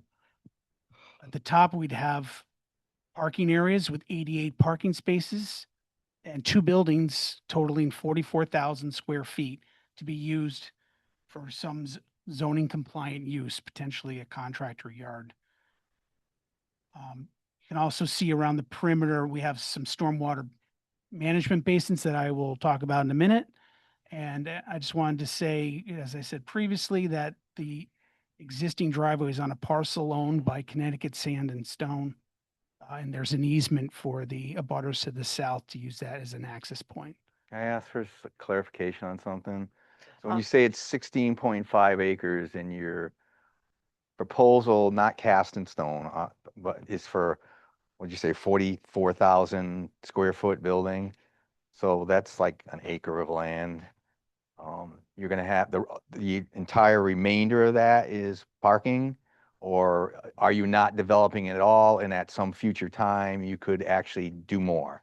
Now, the balance of that area is primarily the slopes and the fill, which will be a grass treatment, and then the stormwater management features that go around the perimeter, which I will talk about. So the area at the top of the fill where we're putting in the buildings, you've got roughly an acre building and about 2 acres of pavement. Okay, and that's all that would ever go in there? All we can get in there. Okay. After putting all that fill in, we're left with, that's about as much as we can get up on. I ask because I'm just trying to gauge the traffic, if you had an extra 10 acres and a year later, we're coming in with another building that has more traffic, that just adds to the things we have to I think mean, that's about. why the first slide I showed you can show you how limited the area is that we I can know. actually build. And we're putting about as much as we can at the top, trying to make this work economically. Quick question then, going off that with topographic, is this gonna be raised up above everything else where people are gonna be able to see it, kind of like the new Amazon that's going in Waterbury where you can, so I wouldn't say that much, but it will be raised up and I have some slides coming that will demonstrate that, but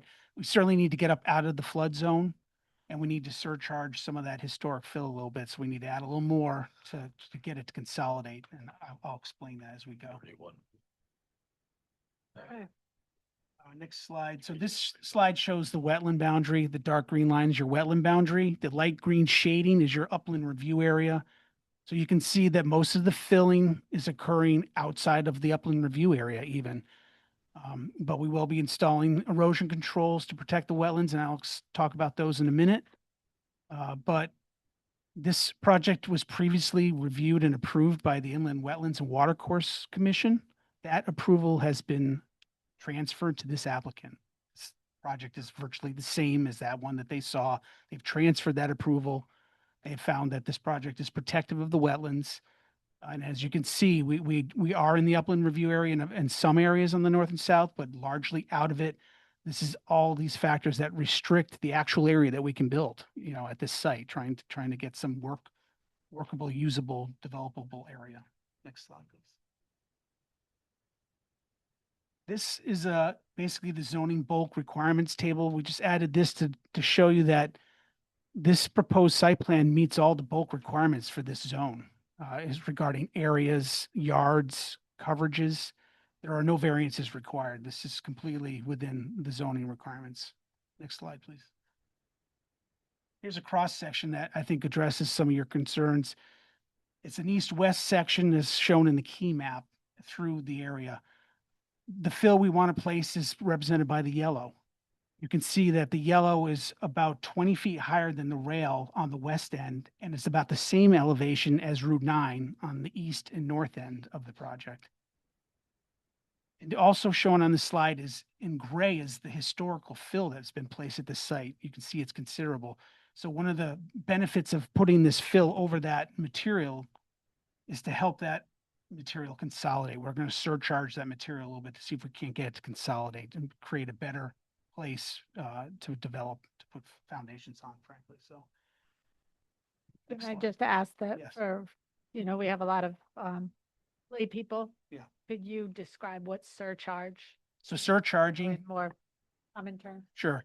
It's like you're putting extra weight on top of that soil to try and get it to consolidate, to actually compress. Because we really don't know what happened, to be honest, what's down there and how it was placed, but it's called uncontrolled because of that. So one technique that you can do and is to surcharge, and a lot of surcharging operations, that surcharge gets removed. Here it's going to stay, but it will have that benefit of helping to compress those soils so that they don't settle over time when we try to build on them. well, that was gonna be my next question. What happens, if it doesn't work, you don't get that compaction? Are you still?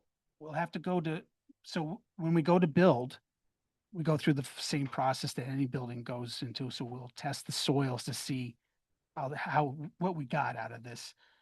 Drill holes, do geotechnical, design the foundation based on the soil properties that we see. So that will all be part of the development of the buildings themselves. The buildings will probably be single story industrial use type buildings. So they're not gonna be very vertical and have a high point load. They'll be distributed with spread footings probably.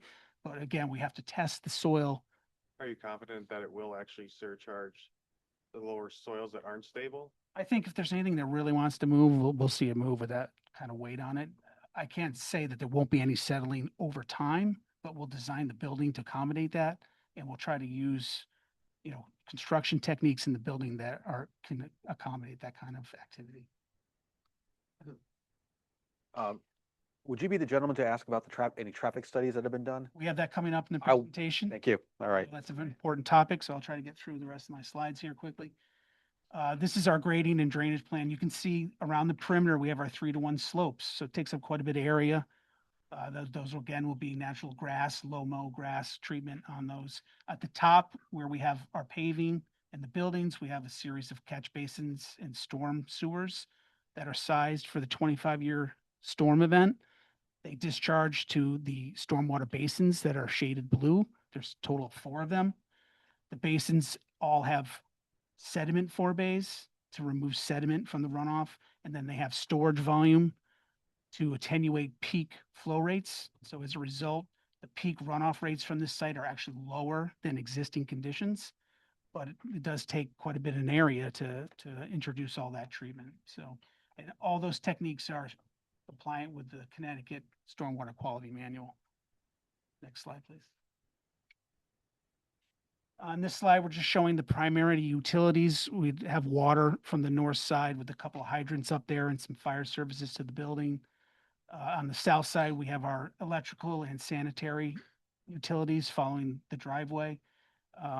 Just worth noting that we're going to be gravity draining sewage to a pump station at the low point of the driveway, and that'll be pumped up. Sorry. About that sewage. So it's going to gravity drain to a pump station on the side of the driveway. Yeah. And the driveway, a low point in our driveway where we can't get gravity to work anymore. The pump station will push the effluent up to the last manhole before New Britain Road. Okay. Next slide, please. So erosion and sediment controls are important on a project like this with sensitive receptors around there. So we will be following all the Connecticut guidelines, including the town's requirements if additional. Primary treatment methods are filter socks and silt fence around the perimeter. And then we will put erosion control matting on all the 3-to-1 slopes that will prevent erosion of those slopes until they're fully established. Next slide. Because of the size of the project, we will also be registering under Connecticut DEEP's general permit for the discharge of construction stormwater. So that requires us to develop a stormwater pollution control plan. That's a document that details all the measures we're going to take. It will require routine inspections and testing and reporting in accordance with that permit. So stormwater will be very much a focus as we go through construction. I stole your. No, a question with that. You're saying routine testing and reporting. Does that get reported just to the state then, or is that reported to the No, town we as would well? we would copy the town on all that correspondence. Yep. Okay. Next slide, please. Okay, now we get to the topic of traffic impact analysis. So I'm going to Can we just go back 1 second to the environmentals? environmental. Yeah. So cart before the horse or whatever, the state wants you to have approval from us. So let's go along with the premise. We did that. You put your application in. Is the state then going to come back and tell you things that you can do, whatever that we're not privy to? You get what I mean? It's like, Yeah, will they be able to say, okay, so now that you've Do got it your, trust here's what me. you can put in it. yeah, These slightly polluted or whatever, however you want to call it type of deal. And now here's what these things are. And we're being asked to give permission to something that we don't know what those things are. In other words, they're going to adjust the agreement. I mean, we seem to be taken out of the loop once we give you site approval. Is it conditional site approval?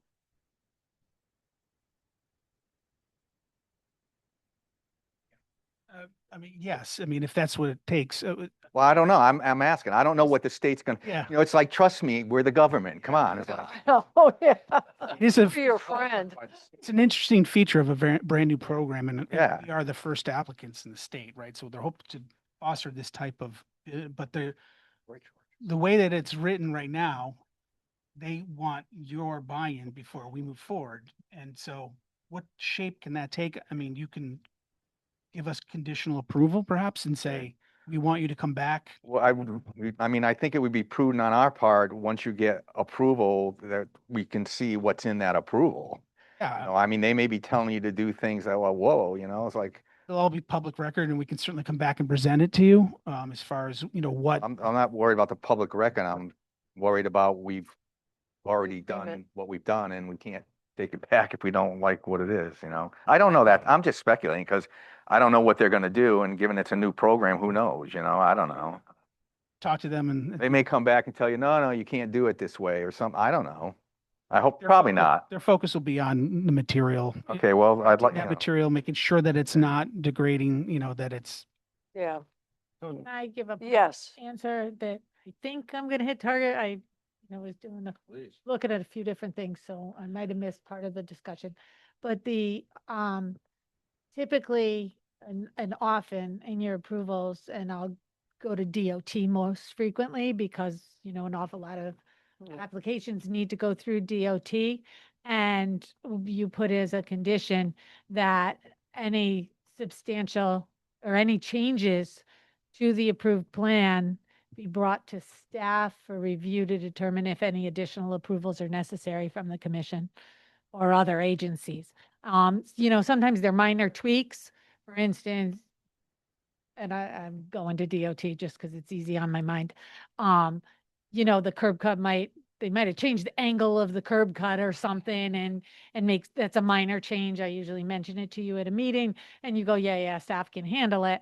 But if it's a major change, we're moving it 50 feet down the road, or we're telling you something that is more substantial, bring it back for a site plan amendment to then change the record that the town has as well. but I And think make sure your approvals are consistent.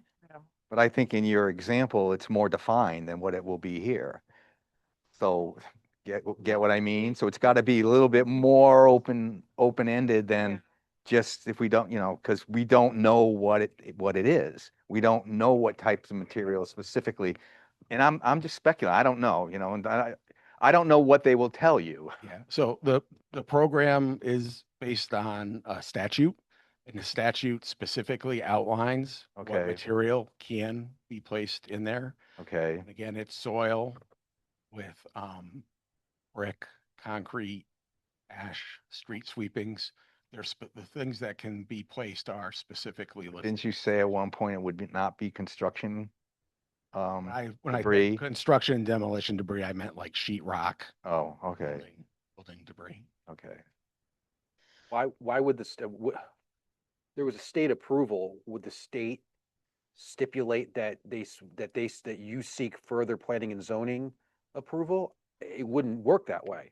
So that's the issue I'm having is, so we come back here and they say, go back and get approval. Well, the state basically, we have no choice if there's going to be any sort of subsequent approvals. We're going to have no choice. Correct, Council? Listen, I mean, I don't know anything about this program and the That's my- administration of it. I suspect And it's going to happen. and I'm noticing that the LEP is somewhat hesitant and not entirely sure as to all the administrative aspects of it and how it's going to proceed. And that's understandable because they're telling us, this is the first project. But in my experience, they're coming in at the end of the line because they have ultimate control in terms of what approvals they need to issue and what processes they need to follow in terms of evaluating. So this is not a surprise to hear this. just, based on other remediation projects that I've seen, and I'm sure that Mr. Hennebree could share with you his own experience. You're in town. I don't know if you want So- to comment on that. Yeah. Maybe sort of explain sort of typically when we talk about a contaminated site and what they do ultimately. So DEP's prime objective in placing this requirement to get town approvals first, I think I might have mentioned earlier, was they have had a lot of experiences where other significant projects like this, they've spent a lot of time going through the process to then have the project not go forward because the town wouldn't approve the site plan. So DEP is asking you to approve the site plan, what is going to be on the property after the filling is complete. DEP is going to approve fill material, what it is, how frequently it needs to be tested, what it needs to be tested for. They are going to have absolutely no say in what goes up on there afterwards. I don't know, does that help? Well, I'm Well, more concerned. you with answered the what's going in question. there. I think that's what a lot of people's concerns are. So, Pulled up the statute, and does give some definition to the beneficially reclaimed materials and would like to read it for the record. What's the statute? So this is statute, today general statute 22A-209F, the pilot program. I don't have the full title. That's fine. Speed pilot program. So, Lizzie, for the purposes of this subsection, beneficially reclaimed materials means any of the following materials that may contain de minimis amounts of solid waste that is present incidentally in such materials, including any mixture of the following materials. 1, soil or dewatered sediment that does not exceed the criteria established by regulations adopted pursuant to Section 22A-133K, including but not limited to criteria for any additional polluting substances for which criteria are not specified in such regulations. 2, asphalt, brick, concrete, or ceramic material, provided such material is virtually inert and poses no threat to pollute any groundwater or surface waters. 3, casting sand. 4, crushed recycled glass. Or 5, street sweepings or catch basin cleanout materials. Beneficially reclaimed materials does not include materials that contain asbestos, polychlorinated biphenyls, persistent bioaccumulative toxins, hazardous waste, or unless approved by the commissioner in writing, pyrite containing concrete. That's a guess on that word. B, soil means unconsolidated geologic material overlying bedrock. C, dewatered sediment means unconsolidated material occurring in a surface water body with water removed. Casting sand means waste sand from the casting of metals, provided such sand is not hazardous waste. Crushed recycled glass has the same meaning as provided in Section 22A-208Z. F, hazardous waste has the same meaning as provided in Section 22A-448. G, persistent bioaccumulative toxins mean long-lived chemicals that accumulated in the tissues of humans that are toxic. And H, aquifer protection area has the same meaning as provided in Section 22A-354. That's that section. Next, moves on to something else about this. That's what- an overview of the material. Is de minimis defined in the statute, or is that in the regulations? Or is it not defined at all, maybe perhaps? It's not defined at all. Okay, great, thank you, that's my answer. Okay, Tim, you had a question quick There's- before he there's- goes on with the rest of his presentation. this is my, Pitch through it. my concern. We have many fill areas, in our town. Big big piles of it on, Christian Lane, Deming Road, capped off and left there. Okay, and one of the big things I heard on that list is asbestos. Any building, take it down or anything. If it's over 10 years old, it's got a lot of asbestos in it. Okay, and that's part of the fill that I heard already. No, that's just incorrect. that does not include materials that contain asbestos, polychlorinated biphenyls, and persistent et cetera. It specifically excludes those that contain asbestos. Well, it excludes asbestos, right? I Yeah. guess. Okay. But if it's a fill site, you watch it every time. There's construction, uh,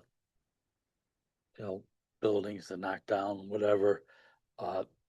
And most buildings have asbestos in it, or most types of structures.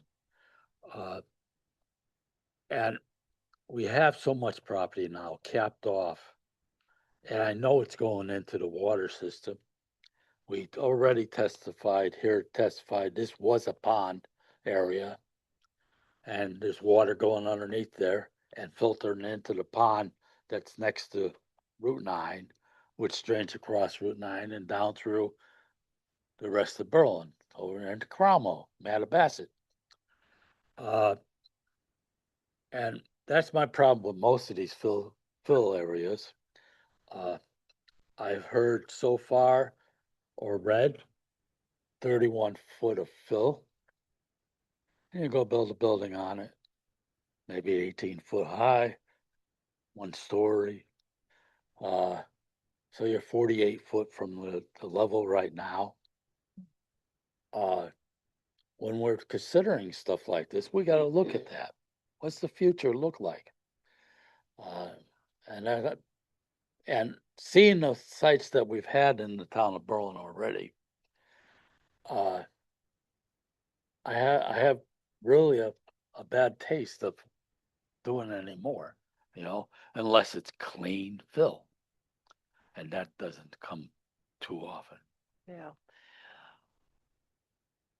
Anyone else, or I'm gonna go I can back to his presentation. Yeah, I guess I'll just dovetail off what Commissioner Zigmund was saying there a little bit. I think at the beginning, what did it say? That could be up to 3 stories in this zone. So once all this is all said and done, then are we brought to a zone where it's just a simple site plan approval where it's an act of right, and now we're looking at a 3-story building, so you're not 48 feet over the level, you're 72, or now you have a building popping over the tree line. And I'm not gonna lie, when I first saw this, it said 16 acres. I was like, that could be some pretty good of industrial. That could be some pretty good tax dollars for the town. So I guess a couple questions. I guess one would be, what's the final actual developed land, and like what are we looking at here as far as building and acreage? Do you really need 420,000 cubic feet for this site, or could you cut it in half and only raise it, 10, 15 feet? And then I guess the third one is, we're hypothesizing a lot about all these different materials of fill, like, oh, it could be this, could be that, could be this. I have to imagine when you're coming into a project like this, you have some idea of where do you have material lined up already that you plan on using, or are you just gonna get the approval and then kind of just shop around? As I mentioned earlier, thousands of cubic yards of excess soil is generated in the state every day. Our utilities, when they're working in the street, they can't put the soil back in. And that soil is all going out of state and being used beneficially. We are not taking advantage of that here in Connecticut. I live in Granby, Connecticut. There is a official soil reuse facility in Granville, right? So- and there are triaxle dump trucks going through Granby all day, taking that soil. I guess, so are you telling me then that you guys have something worked out with DOT where you're gonna be taking We solve their? we have nothing worked out.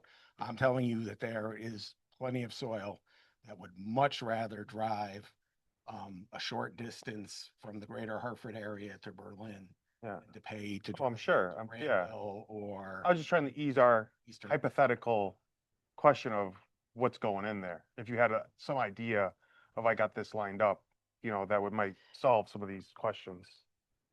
Yeah. And So just if we were to actually do a construction project on this property, and you had excess soil, be required to test it. We would find pollutants because you have asphalt on this property. And you would then have to find a place to take it. And right now, that soil is going to Massachusetts and Rhode Island. There are some landfills in Connecticut that have recently been permitted that are taking it. There's soil available to this. Well, I understand. That's why Clean It is such a profitable business, has done so well for themselves in cleaning that type of material up. I think typically your answer would be satisfactory, but this project is of such grand scale over so many years. It is a bit surprising that there's no planning in place for the source of fill. It just seems to me, a little strange. Maybe that's just me. This is such a substantial project. I just wonder if there must have been some sort of planning. There must be some sort of thought about this. On the state level? No, on your level, planning level. Oh. I would be surprised. I am surprised. Well, this is cart before the horse here. Again, we're assuming we get approvals from the town, we move forward with the pilot. We're a year and a half out before we start constructing. Now, of course, we know, I mean, these guys know the market, we know the market, we work in the market. So we understand some certain sources, but it's not as if we've written contracts. I wouldn't suggest that you are.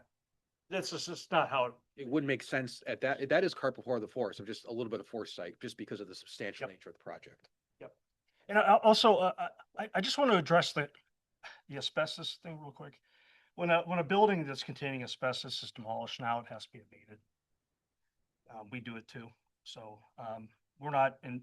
That's neither here nor there. But we're not importing asbestos. As far as what we're going to be importing, look, we need to build a developable pad.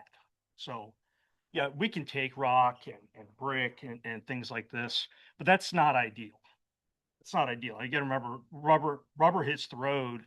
The way we construct it is we build it in 15-inch loose lifts. So we bring in some material. We don't want to stockpile it. Stockpile it's the enemy. You direct place it. You push it with a bulldozer to roughly 15-inch to 18-inch loose, as they call loose lifts, and then we compact it with a vibratory roller, and then we test it. We do geotechnical testing, pretty substantial geotechnical testing. So as far as the material goes, again, it's pretty prescriptive in terms of the chemical criteria that we can import, right? On the physical side, I heard, de minimis solid waste. No one knows what de minimis means. Usually in our industry, it usually means about 1% by volume. That's not going to be something that, we don't want rock. We can't compact rock. Now it might be useful, like when we first start filling, maybe in the wetter areas, we can use some more, as we call it, coarser material. But generally speaking here, we need fill material that's compactable, right? Because at the end of the day, we're going to be in negotiations with end users, right? And so we have to deliver a product.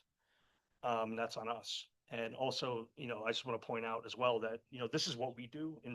Right now we have $600 million in environmental liabilities under management. We take this very seriously.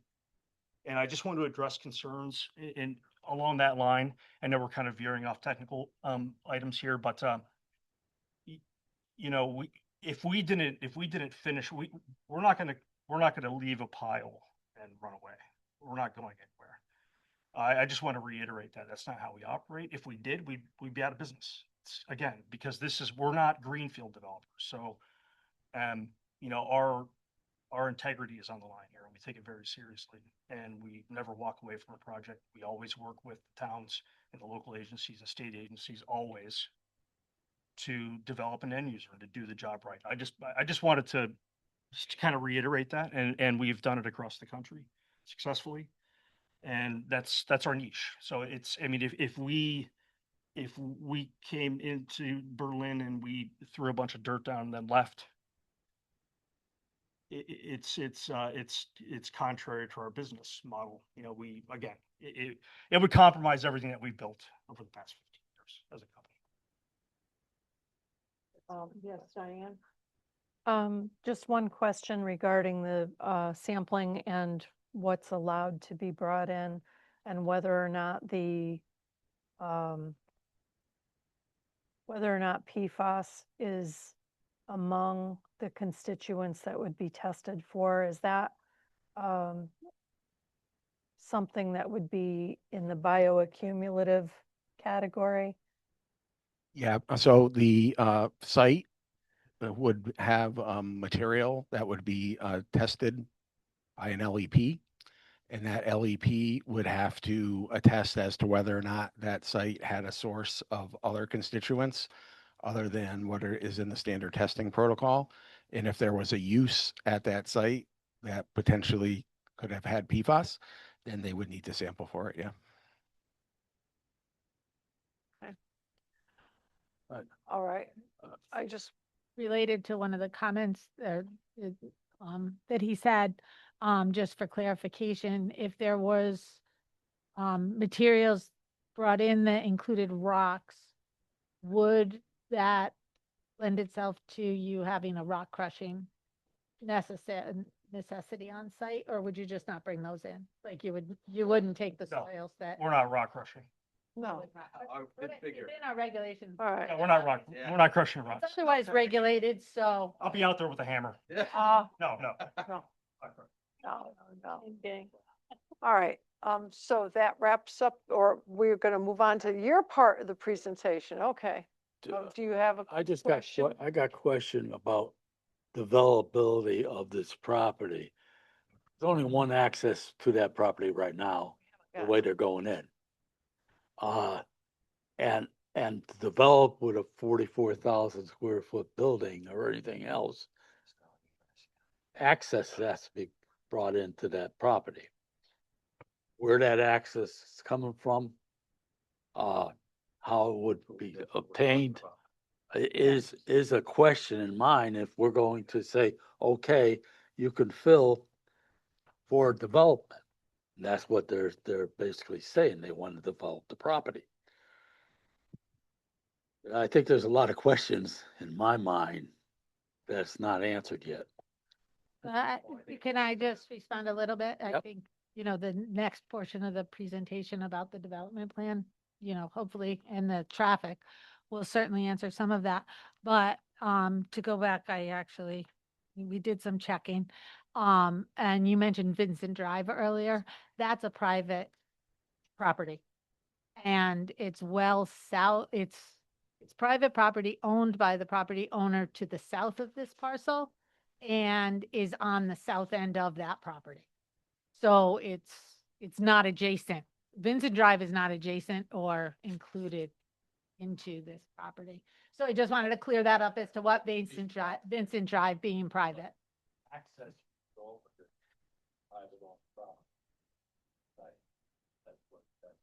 Yeah, so our maps show it at the south end.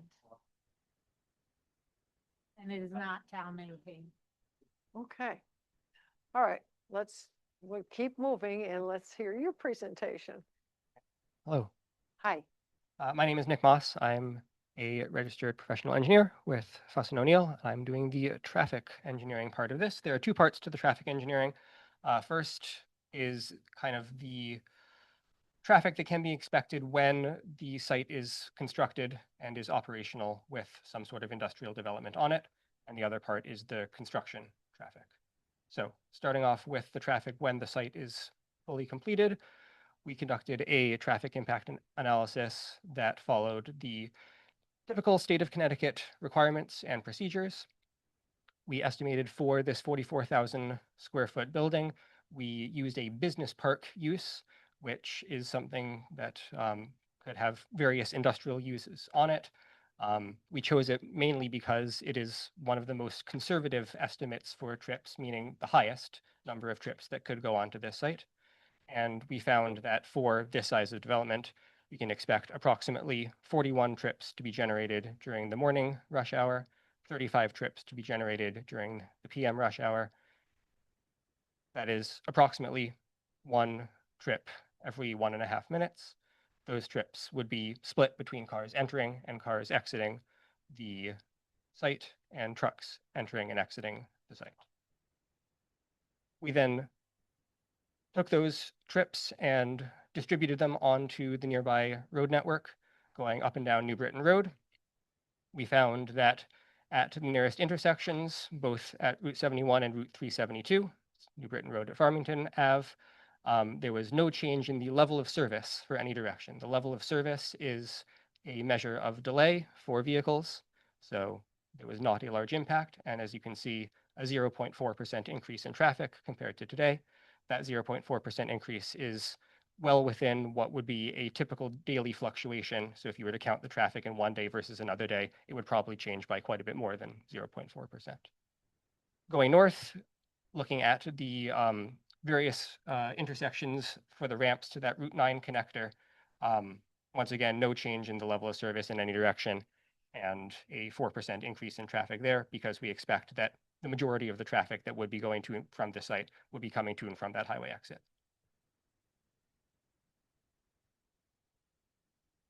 As far as traffic safety for the site entrance, we look at 2 things primarily. One is crash history, and another is site distance.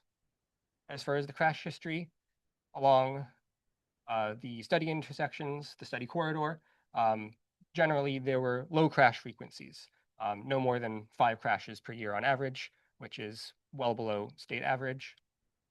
There were also no crashes that were recorded near the site driveway. As far as the site distance, we used a 40-mile-per-hour design speed, which is 5 miles an hour above the speed limit, and found that for all types of vehicles, for cars, for single unit trucks, those are box trucks, and for tractor trailers, the site distance looking in both directions was met. And kind of what that picture shows, that kind of orange line is essentially a special cone that we have that is where a driver's eye would be when they're sitting in their car looking out of the driveway. So that's about the site when it's fully built. As far as traffic during construction, the primary construction vehicle would be a dump truck that is bringing the fill to the site. We went through a number of calculations to figure out what the number of dump trucks that would be accessing the site during a peak hour during the peak day, so kind of the worst time during construction. And we concluded that approximately 9 dump trucks per hour are expected during the peak of the peak.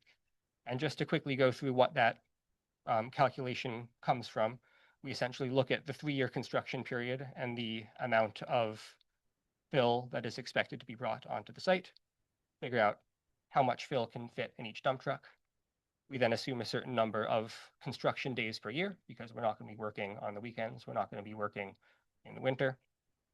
We then assume that construction doesn't happen linearly, and there's going to be some days that have significantly more construction than others. In this case, we assumed a 200% increase, so there's going to be some construction days that have twice as much as others. Then that brings us to a daily number of trucks. Then we assume standard working hours, 10 hours a day. Once again, assume that the trucks are not going to be happening exactly uniformly throughout the day. Have a 120% factor above the average. So that's where that 9 comes from. The math exists within the traffic study if you would like to check it. Okay, here, I gotta ask, Go for it. this is what interests me. So you said that there were gonna be 9 truckloads dumped per hour. That's what your estimate is. The peak of the peak, so Is not that- at all times. Is that just one direction? 9 in, well, I guess the truck comes and then it drops off the dirt and then it leaves. So 9 in, 9 out. It's the same 9 trucks, but they're going in and out. Yeah, but does that now, it's 18. 18 total trips. It's for 9. 18 per hour. Yeah, 9 in, 9 out. All right, well, okay. So comparing that to the amount of traffic that the site is expected to generate when it's fully constructed, that is significantly less. As we saw previously, there were 41 total trips, which was, I don't remember, 21 in and 18 out or something. I don't remember what the numbers were from the previous slide. And so this is 9 in and 9 out. So the construction traffic, the peak of the construction traffic is quite a bit less than what's expected during the peak hour during when the site is fully completed. So for your math, just checking it because you said it for 44,000 square feet, which is what these two buildings add up to. But I'm looking at this area here, and that's why I'm wondering how big this final gross area of developable GI land is where that we're gonna have, because is this the final, is this what we're looking at? Or could it be composed to change? Could somebody be renting some of this parking space for another business? All of a sudden now that 44,000 turns into 88,000. That's why I'm wondering about now your numbers double. I'll let Joe talk about kind of the land use side of things. As far as my goal with the traffic analysis, we kind of didn't want to skimp out on the traffic. So that's why we chose this land use, which is probably quite a bit too conservative for what the use is going to be. This business park kind of assumes that there's going to be a lot of kind of stratified office buildings and kind of maker space, which in theory could exist here, but is very different from a contractor yard type of use. So kind of what we were trying to show in the traffic study was almost a worse case for this 44,000. But I'll let Joe talk about kind of the 44,000 and if that could be anything different. Can we get back to, I got a lot of questions about the methodology and whatever, so whenever you want. Joe Devine for the record. We are bound by the top of the slope. You know, we basically went as wide as we could in the bottom, and 3 to 1 is the maximum slope. So the reusable area at the top is all we're going to get out of this project. What is that? That's what I'm wondering. What is the use? There's like an extra 2 acres beyond the 1 acre of building that we're showing right now. But right now, that's the intent, is to build that 1 acre of building. Yeah. So that's what our site plan, that's what we're presenting tonight is 2 buildings, 44,000 square feet total. Yeah. And the balance of the top is essentially a parking area. Yeah, that's why I was wondering. That's why I was wondering about his math, because if this site plan was to change, then that would completely change the math that we're being given today on how the trips are coming in and out. We would have to come back for a different site plan approval. So then there would be an additional traffic study that could happen. I know George has a lot of questions. Well, It's not unlimited what we can do up there anyway, though, because we got to have trucks be able to swing up there, and so can't be all building.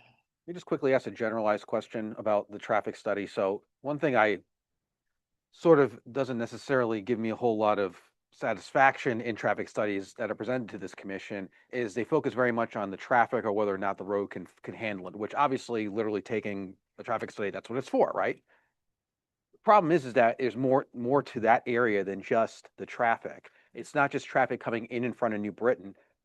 You also have Veterans Stadium, which has major AA baseball and soccer games. You have 2 of the most popular restaurants in the area.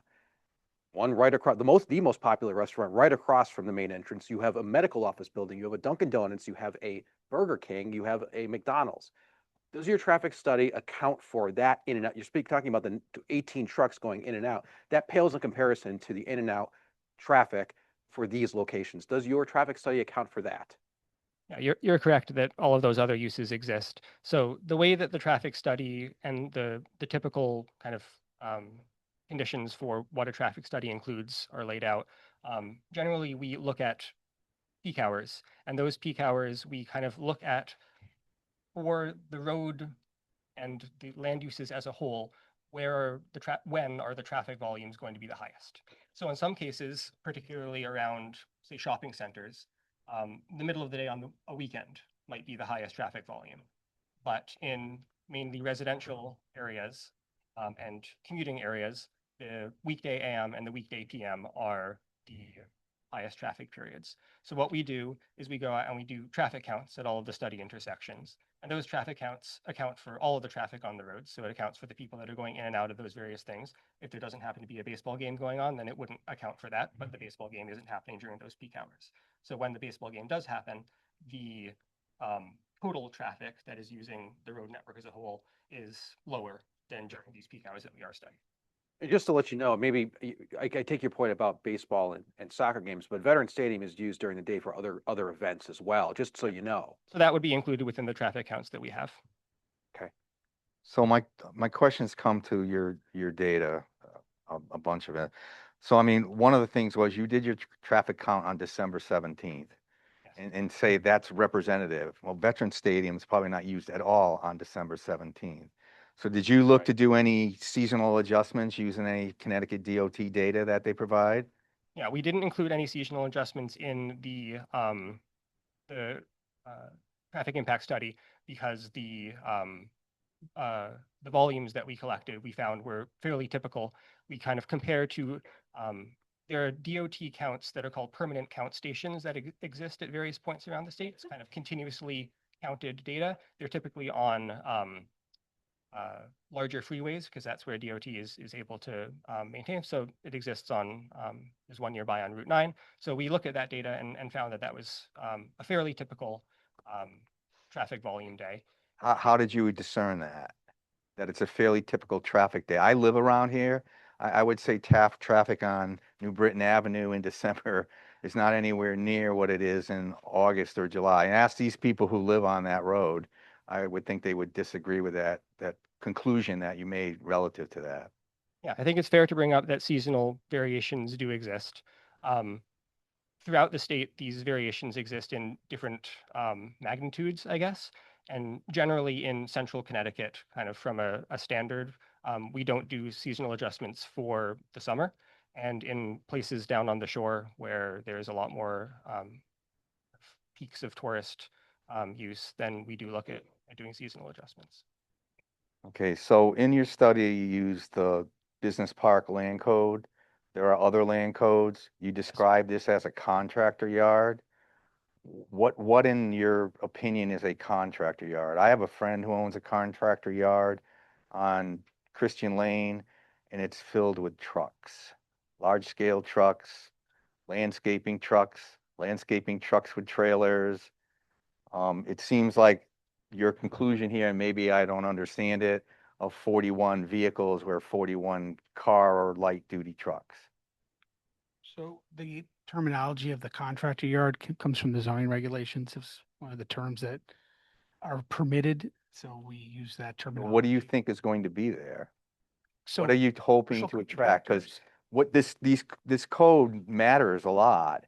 And you said that this is mostly like a worst case scenario, and I don't think that's true at all. There's like codes for like specialty contractor codes and things like that that would bring the traffic counts up like 24 to 35% at peak times.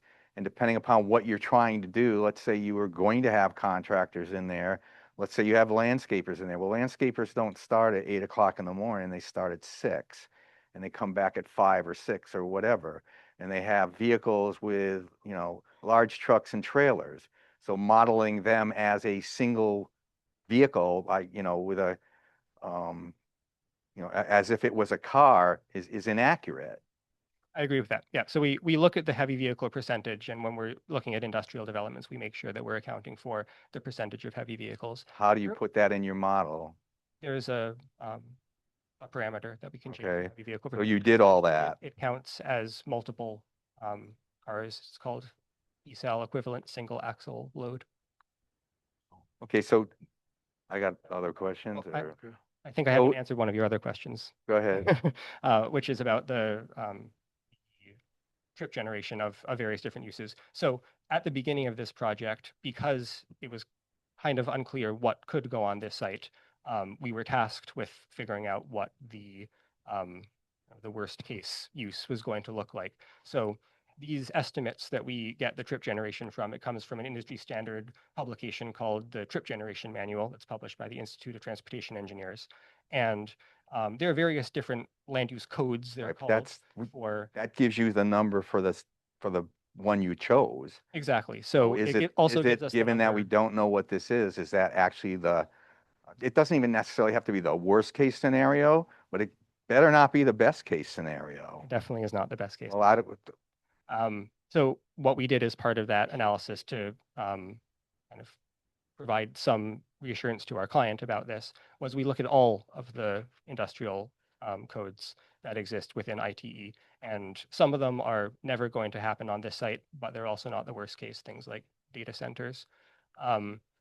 But so we kind of provided, it's not within the study, but we provided them and kind of said, what do you want to call this? Like You asked who, what do you want to the call it? client. And we said we would recommend using this business park because it has the highest trip generation.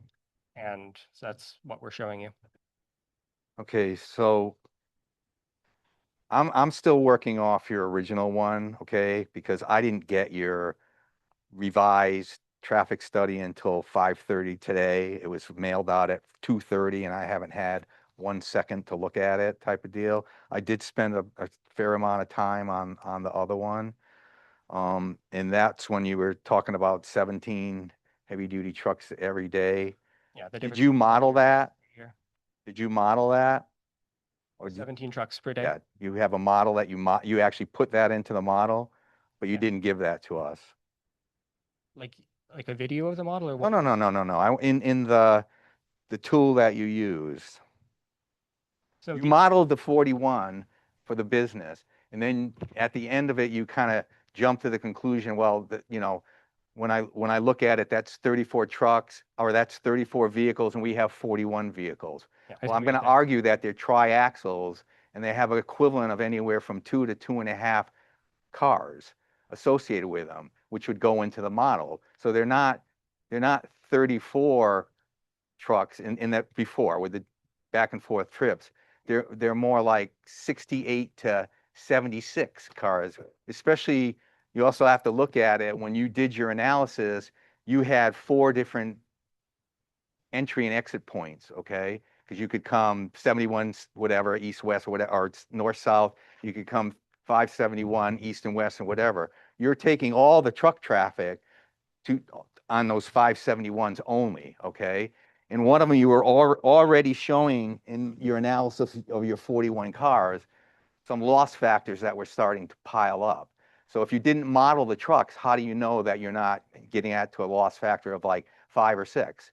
Because you don't move a triaxle fully loaded truck in the same amount of time at a red light that you move a car. But did you model that? So we did model that. That's where the heavy vehicle percentage comes in. With the kind of standard traffic modeling, there's one type of, it's either a heavy vehicle or it's a light vehicle. So that's where that percentage comes in. As far as the distribution of all of the different trips, we are quite confident that the construction traffic is going to use Route 571, the Route 9 connector, because that provides access to the freeway system.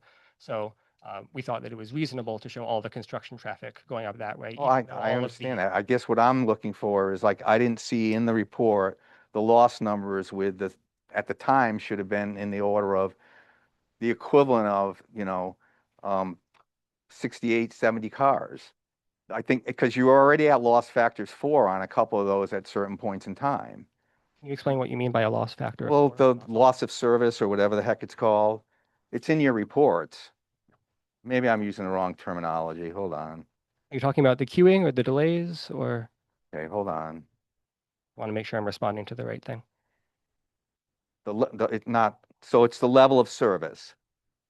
Whether it be A, B, and C, D, E, you model that, you have the reports. Yeah. And you had some instances where with your thing, you were showing up, in the D category on some of those exit ramps, indicating that they're already queuing up. So I would like to know, where does it break type of deal from some type of modeling?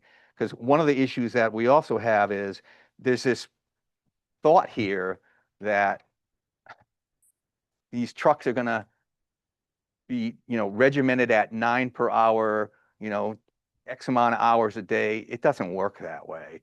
It's like, I live over on Orchard Road. We have a big fill project going on for a project up there. They start at 7 o'clock and 3 triaxles follow themselves up the road. I live by a hill. They scream up the hill at 7 o'clock. Then they scream back down. 15 minutes later, 3 more go up. They don't operate that way. To say that one's going to come every, whatever that means, like 6 minutes or whatever, and then go out.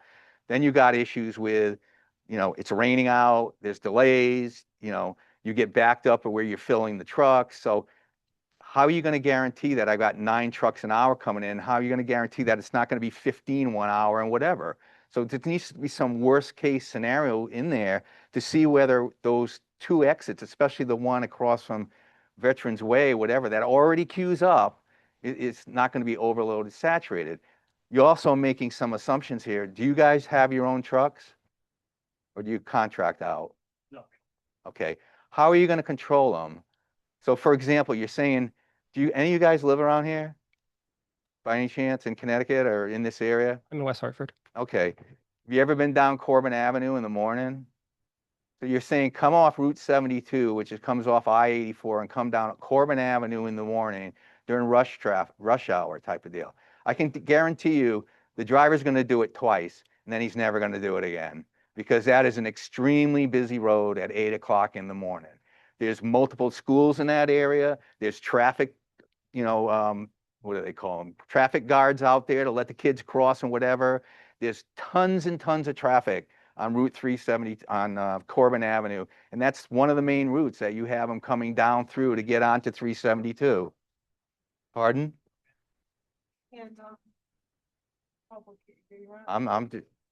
Well, I'm just going by what was in the report, that was one of the main avenues, right?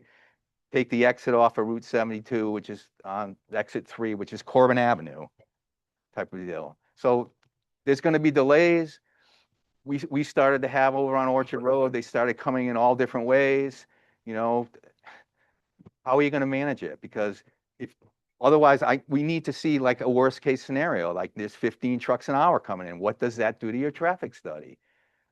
To make this nice uniform, everybody's going to play. Are you guys going to have some manager that's going to be dealing with the dispatching of these trucks and so forth and managing it? Because you're coming into, you know, a pretty tight environment, and all these trucks have to make a left-hand turn. So my concern is really about not so much the fill that's going in or the land use coming in. I'm really concerned about the impact to the traffic in these areas, and I think we're underestimating it. Especially I mean, this originally was going to be for a year. Now we're talking about 3 years. Who's going to manage all this for 3 years? That's what I'd like to know. And how are you going to maintain that it's not going to be overwhelming? Oh, before we, okay, all right. A lot of things happening here because I have a commissioner online who has a comment. And so, Allergy commented that Corbin Avenue is no. Why do I see okay, trucks on Corbin? all righty. So Steve, all right, thank you, Steve. Well, that's Okay, then, hold on. Now, I'm going back to our applicant before we pepper him. So, because I want to keep this straight in my mind, and I know the public is actually anxious to participate too. So, go ahead, if you want to address some of the concerns of Commissioner Miller. Good. So it seems like the first thing that I should address is that there's a mistake, that I made a mistake on this graphic. That if coming from Route 372 is truck restricted, then the trucks would not use that. What was shown on this was the intent of the trucks getting the fastest routes to the freeway system. If Route 372 going to Route 72 is not. Corbin Avenue one is coming from here into that 4-lane highway here, and then here, left red getting arrow. off at the exit. Yep. This is where they come off I-84 onto 72, exit 3 in Corbin Avenue. You had them coming down here. Yeah. So if that's truck restricted, then the arrow that I shown would not be valid, and I made a mistake. And the trucks would not be able to come that way, and they would have to access from Route 9 in the other direction. And it's not atypical for construction projects to have construction traffic routing that's required for the trucks to use. I think there was an assumption that because the fill sites that the fill was going to be coming from could be scattered throughout the state, that there would be there could be some that were to the west, that would be the easiest route, but we'll have to update that. But that's half. Thank you for pointing it out. That's half the fill job right there. I mean, it's 50% of the trucks. Can't now, I mean, the whole thing is premised on these 2 routes. So you just lost a route. So, Well, the trucks can still loop around from other directions. If they're coming from the east, I think they're probably the Okay, easiest. and this comes, The Back easiest way to- would be to go along 691 and then come up 91. All right, I think Mr. Zigma is chomping at the bit here. Go ahead. Well, I'm Yeah. looking at this traffic analysis You're construction using your here. microphone, right? Yeah, okay. It's on. Okay, thank you. And it's saying down the bottom there that, that 9 trucks will go north on the Britton Road, to get on 571 and Route 9. It doesn't say any trucks coming to the site are going to come up Route 9 north, go on to 571 and get off the Britton Road. They're probably trucks, like you said, coming from the west. It's probably going to get off Ellis Street in New Britain and come down South Main Street, which is going to be a problem with the city of New Britain, those trucks coming down South Main Street. And then trucks coming from Meriden down Chamberlain Highway and then on to 571. So the restriction of which way these trucks are going to come and leave is important. Well, we Because we don't want, the trucks screwing up residential areas, basically. You're gonna have residential, mostly residential on the Britton Road anyway. Okay, but this, we want to do it the thing. We want to make sure that these trucks are not gonna take a left out of here. And we got them on the Britton Road down Farmington Avenue. Or they may be coming up Farmington Avenue and take it right on the Britton Road to get here. Yeah. And to say, When they come up the Berlin Turnpike, they come up the Britton Road, Farmington Avenue.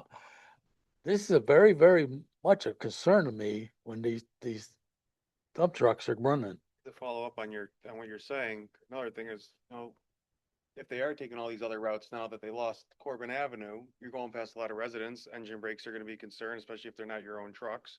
How are you gonna be managing these drivers? And then if you have 81 trucks a day, is there gonna be somebody on site to manage these drivers? Because you have a 90-unit apartment building right there, they can be slamming their tailgates all day, trying to get the material out, just completely disrupting their quality of life. And I know not only there, slamming the tailgate's pretty loud. You got condos on the other side of the road. There's residential 2 families. That's an issue. Even going up the Chamberlain Highway from Meriden, you have a major project right now. You have the H2O that's still under construction. You have plenty of residential going. You have Orchard Road. You have other small. Oh, you can take them off of Orchard. Well, we already have a fill job going off Orchard Road. I know. Well, no, I'm saying. It's no through On trucks. the Chamberlain Highway is my point. You're going, Oh, it's Chamberlain Highway is almost completely residential. Truckers are going to go the shortest, fastest way they could go. That's my point. Right. And, I drive a big vehicle and I want to get home or done with the job to close to that. I go the shortest way I can, cutting through residential properties or whatever. Okay. you should ask How do you control dump trucks on town roads? And that's my question, when you're filling in for up to 3 years, I guess the project's saying right now, and coming up 31 feet. That's a lot of fill. All right, Question. okay, so, So definitely the intent is for as many trucks as possible, which is hopefully all of them through a construction management plan to use the freeway system. And because of the way that Route 571, the Route 9 connector is set up, you can't access all directions from that. But the intent, if the connection up to 72 is not available, is still for all the trucks to use that. You're correct that, there's only so much that you can do, but the town also has their ordinances for noise, which is kind of what is able to govern things like the tailgates crashing and the engine brakes and everything like that. But the intent, as much as feasible, is for all of the construction traffic. Well, again, 571. to your study, unless I'm reading it wrong, that exit that you're talking about now is already constrained without any truck traffic on it. Yes. And it's on a slight incline, okay? And they have to make a left-hand turn, and there's a light there, So I mean, what the think study is about showing. what's that's gonna do? Yeah, so what we tried to do in the study was present this 9 per hour as the worst case scenario. So kind of all of the different factors that are included within it, kind of assuming that the construction is not happening uniformly throughout the year, assuming that the construction is not happening uniformly throughout the day. That's what leads to the 9. If we were to assume some sort of kind of uniform distribution throughout the entire construction period, it would be closer to 4 trucks per hour. But we're assuming that there's going to be many days throughout the year that construction is not happening. And on the days that construction is happening, it's not going to be uniform either. There's going to be some days that have twice as much construction as others. And then on those days where there's twice as much construction as others, not all the hours are going to be the same. And there's going to be some hours that have more traffic. So that's where that number comes So in consider it to here, be the worst case scenario. On the levels of service, the existing levels of service on some of those drives are level of service D, which corresponds to an average delay for a driver between 35 and 55 seconds. And so this level of service kind of letter grade system kind of looks at driver psychology and says, once you get to a certain point, then drivers are no longer happy, and that's not an acceptable level of delay. So D is still considered acceptable. It's getting up there, but it's still considered acceptable. And with these additional trucks and the additional traffic from the fully completed development, both of which account for the changes in the heavy vehicle percentage, we found that there was no change to the level of service. So it's still kind of within that. you haven't modeled what we just talked about. You haven't modeled having only one entrance into here off of Route 9, and that's the bottleneck. That's the one that's already at certain times of the day at a lost D. I guess I've seen this one. This is on the building, right? Do you have this one? The equivalent analysis that you've done modeling the trucks in it with the different numbers that show the different loss factors? We haven't, because they're significantly lower than the numbers for the fully built site. How do you figure that? You 9 is triaxle less than versus 41, cars. and the 9, even assuming that or I guess call it 18, the 18 versus the 41, even assuming that 18 and 41 are not equivalent. You're telling me that the 40, so they are? How? the 18 is quite a bit lower than 41, and we did the model for the 41, is what I'm saying. So the stuff I read says like a triaxle truck is about, again, I mentioned it, 2 to 2.5 times what an automobile would be, a single, a car type of deal. So you said you have some factor you put in there. Did you put that much of a factor in there? A ratio of 2.5? So the site traffic for the fully completed development, not the construction traffic, assumes approximately 1/3 trucks. What kind of trucks? Well, it's either a heavy, as I said, it's in the model, you're either a heavy vehicle or you're not. So they have the same kind of impact. And you had those vehicles going in 4 different directions. I know you had like 40%, 30%, 10 and 10 or something like that, whatever. So now you've got, break that down and you've got them all going 100% through one artery. It sounds like it would be helpful for us to provide this. Okay, I appreciate that. Just a quick question. Yes, please. I'd like to get to the public. You've been so patient. I know. With the 28-foot, 28-foot, entrance, when these trucks are pulling out, are they gonna have to go into the oncoming traffic to make that turn to get back onto, if they're taking a right out? Turning pass? Is it, have you ever tried to Turning figure that radius. turning radius of these tracks of leaving your only 28 feet? Is that wide enough, or do you need a really nice wide opening? Britain's not a. We can run that simulation and get it to you. Yeah, We so- did it for the fire truck Yeah, because they were asking us the route in. yeah. Yeah. So if you want to try axle, I guess the other thing relative to your December 17th sampling also is there's a landscaping firm down the road. I went down there yesterday and this huge truck with a massive oversized trailer comes out with a huge excavator on it, whatever. The thing's probably like, I don't know, way bigger than any triaxle truck. They come out of there too because there's another yard just a little ways past that comes up that same way to get to the highway. So I still question the December 17th sampling, but. I don't think, Provide more backup for that too. Okay. in this report, I don't think seasonal was taken into effect either. It's right. 365 days. Yeah. Winter, these trucks aren't going to be running. Okay, so it's a big seasonal thing with construction. So I think those numbers per hour be higher. I just mentioned, it's a high school there too, New Britain High School. I think the primary track into the school, there's not a back entrance. It's just all coming off of New Britain, the whole high school. Or is there? Yeah, but it's all. Okay. If we were to have to redo counts, we would definitely make sure. Okay. All right, just go ahead. Sure, only one person talks Yes. at a time for the record, just in general for everybody in the room and all the speakers. Um, recording is very sensitive. I'm wondering, well, Mr. Voss, is it Voss, is it Voss? If it would be prudent at this point, it sounds like that we're leaning towards this being continued. Of course, that will require a further extension to get more information. But while once we got the updated information this week, we did put it into the Dropbox.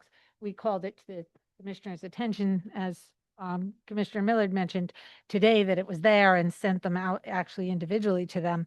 I'm wondering if it's appropriate for you to summarize what the changes from the July traffic study you just submitted, what they might find as some of the differences from the previous study, so that they focus on what everybody's thinking about and looking at. And just note as well that I did speak with both our town engineer and traffic officer who got the reports when they came in earlier this week. Both of them had completely full schedules, and we don't have any updated comments from either of them yet either. So I just wanted that out there as far as all that goes. So So the updates between the two studies are only regarding the construction traffic calculations. The original study was assuming that the construction was going to happen over a period of 1 year, and the new study assumes that it will be over a period of 3 years, and that's based on direction from the client that it would not really be possible to get that amount of fill within 1 year. At this point, I'm going to open this up to the public because this is a public hearing. Technically, we have a few more slides. Oh, you have more slides. Oh, I'm sorry. I'm sorry. If they don't want to do the rest of the slides. They- They're saying, let's hear the public. They want to hear the public. Okay, so yeah, because the hour draws late. Okay, so ma'am, and then sir, did you have your hand up, or who had their hand up? Okay, no. Well, all right. I'm just sort of queuing you up, so I'll just go with this fine lady, and then this gentleman, and then to the back, and then to number 4. Well, you have to.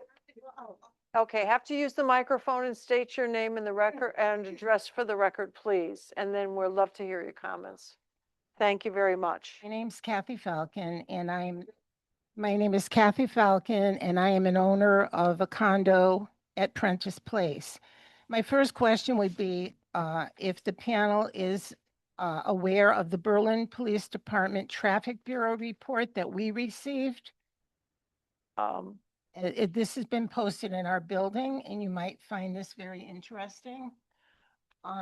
Maureen, did you receive anything? I don't believe we have. I don't Traffic think Bureau we report. were Well, pending. if you have we have the comments from the traffic officer. Okay. Know what she's. Okay, showing you, so- I'll try to speak as quickly as I can, 'cause everybody wants a Well, chance to you need to have your time, so Okay. go ahead. First of all, in this report from the Traffic Bureau, from the Police Department, they say that they've reviewed the submitted material to the proposed industrial development on New Britain Road. The proposed driveway is already in use for access to at least one business, as well as serving as the entry driveway for the residents of Prentice Place. This entrance is a one-way entrance for us to come in, and then we have the back entrance to exit. It's not very wide. Unfortunately, my condo is right on the side where the trucks will be coming in and out. I'll get to that later. They point out that over the course of a year, that this was supposed to take place. Now we're finding it's going to be 3 years. Okay, the study projected that 126 trips on a peak day, 17 trips, 17 per hour, made exclusively by large dump trucks. It doesn't even account for other excavation equipment, site workers, or visitors to the site. The traffic will be expected to enter and exit from an unsignalized intersection that is the primary access driveway shared by Prentice Place. And by the way, many of our residents at Prentice Place are elderly. Some are not, but we're coming and going all day too. And we also have company that comes to visit us as well. There are children also in our building.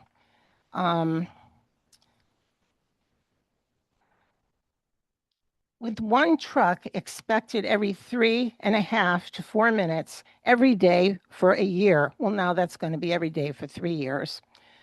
It's going to cause a lot of concern regarding the quarrying of trucks is if they're unable to enter or exit traffics to and from New Britain Road in a timely manner. Upon completion of the site will house 2 units totaling 44,000 square feet. Just a quick update of what you're going to read in this report, but I think it's very interesting coming from the Traffic Bureau in Berlin. Okay, my personal concern as a nurse would be air quality. Many of us in the building have asthma. Some of the residents have respiratory problems. We've had residents that have undergone chemotherapy and surgeries. There are visiting nurses that come and enter the building, taking care of residents that are there. I'm concerned about the dust and the noise, not only for 1 year, for 3 years. That means I won't be able to open my windows for 3 years because I'm right on the side where the trucks are going to be coming in and out, and I currently have asthma. And this kind of fill, coal ash. I mean, has anybody seen the smoke that comes off of coal and coal ash? It goes through the air, it leaves a residue. It'll be on the cars, it'll be on the windows, it's going to be everywhere.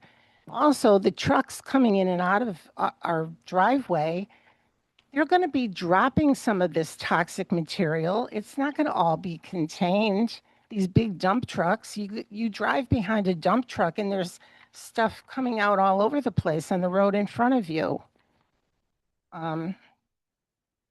Looted material doesn't make me happy. I mean, I don't think it makes anybody in this room happy. And the trucks driving up and down our driveway, I mean, how are we supposed to get in and out? We go grocery shopping, or what are we supposed to do? Wait until bedtime to go grocery shopping, doctor's appointments? The traffic is already insane, especially at peak times. So, I mean, I'm not trying to, shoot their project down, but my biggest issue is with our driveway and access to our building and our quality of life. What's our quality of life going to be like for 3 years? I mean, we don't have that many years left. Oh, come on. But honestly, it's very concerning. And we've paid a lot of money for our condos, and most of us have renovated or are in a process of renovating bathrooms and kitchens, and it's a lot of money. And most of us are on fixed incomes as well. So that's my opinion. All righty. I thank you for that. So does the commission. Okay. Yes. The document that she provided Yes. is the police department comments that were distributed to the commission, both in the file materials as well as at the end of the staff report. I had attached them as well. Okay. So you've all. All right. Thank you. Report. Thank you. Thank you. Thank you. Okay. Next. Hi. My name is Jim Gaffney. I don't want you to lean over, but get real close. I reside on Kent Street here, but I also own a condo at Prentice Place, which is occupied by my handicapped sister who uses the property as exercise. So definitely some concern about the driveway coming in and out, which I'm sure my fellow owners over here will address. But I'm also a trucker, okay? And, I park over at your buddy's place over there in Christian Lane, and even the proposed route, we all know if you get on Christian Lane or coming up and you go to merge left to get onto, I think it's 572 extension, you can't get over, okay? So same thing coming off of 572. When you come on, you're in the left lane, you get over, even if you get over, anybody in the right lane is in your blind spot, you can't see them. This traffic is not only the driveway coming onto New Britain Road. It's going to be Norton Road. It's going to be Farmington Avenue. It's going to be Main Street. The road's closed down and trucking is a state of perpetual loss. Okay. So these guys are lost. Now they're driving around town and I've been doing it for 15 years and that's reality. As far as the traffic study goes, in my opinion, or what I'd like to see done is what are other alternatives? Okay, the two intersections I mentioned, getting on and off of 572 are hazards. It's a hazard to the town. Is there a variance to come across some of those wetlands to access the property? I mean, I've worked on Superfund sites. I don't know if this is a Superfund site or not. And when it's all said and done with the fill coming in and out, it's a win-win. The town can win.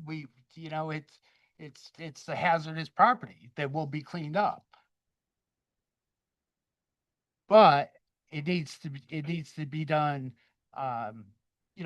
correctly. And I think the concern of most of these people and the concern of the town is, this is not a Superfund site that sits out in the middle of Colorado. This is an urban downtown, and there is no easy way in and out at the proposed location. So I don't know if there's a motion. Seems like the traffic study needs to be reconsidered, but that's, I guess, my opinion. So. Okay, thank you very much. And gentleman to the back. No, you're not going to talk? Okay, well, come on. Oh, okay, all right. He's letting the lady go first. Okay, a big gentleman. Oh, I know. No, and I have this gentleman next. So this gentleman in back, Keith, or is that what your name is? What's your name? Keith. All right. Keith is going to be next, and then this gentleman here. Okay. My name, Hold it down. yeah. Jean Lavoy Castro. I live at Princess Place and have been there for 5 years. And in the 5 years, the traffic has grown. I face the street. So when my windows, well, even when they're closed, I hear the fire engines that go by at least 3 times a week. I hear the ambulances that at least 2 a day. There's the school buses. There's the 18-wheelers from the school, the 18-wheeler school around the corner.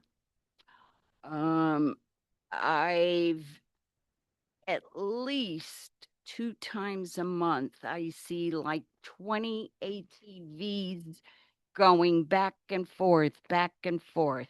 I hear the police cars going at least twice a day. After a while, I've just tuned them out. I can appreciate your traffic report, but if you come and live with me, it's non-stop. The city buses run from New Britain because New Britain Road runs all the way on, I think it's South Street, yeah. Right into New Britain, and you get all those kids. They don't have mufflers on their car. They play the music so that you can hear it 3 towns away. Like I said, I just turn it off. And in the 5 years that I've been there, the traffic has just doubled. And I said, the city buses run up until 1 or 1:30 in the morning. The only time it's quiet is between 2 and 5 o'clock in the morning. So. Okay, thank you. May I go real quick? Yes, of course you can. Of course. You guys, I need to. Yeah. I just want to correct one thing. We're not importing coal ash. No, that's something we've done in other projects. We've cleaned up coal ash. We're not. Yeah, I just wanted to dispel that notion. I have a logistical problem. It's called kids. Oh, my goodness. Okay. And I live in Providence. Oh, my goodness. I don't know if I need to, I'll just say that if you need to leave, happily approve a request for a continuance. I just want to, I don't know if we need to sort that out now before at East or how you want to. Okay. That, but I'm happy to. Yeah, we're happy to cooperate with you.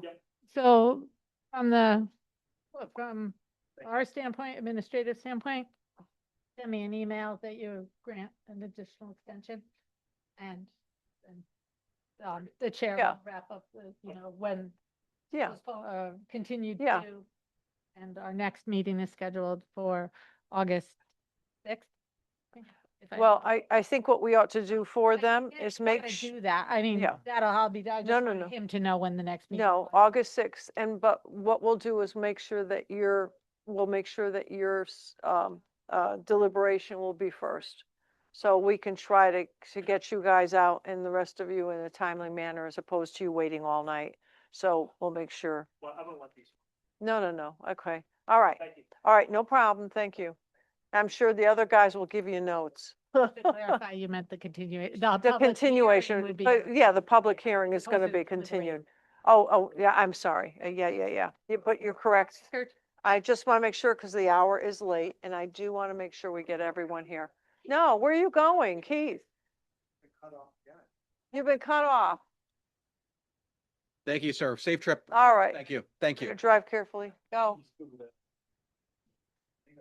Go ahead. Let's go. My name is Lisa Conti. I live also at 319 Prentice Place, and I've lived there for 36 years.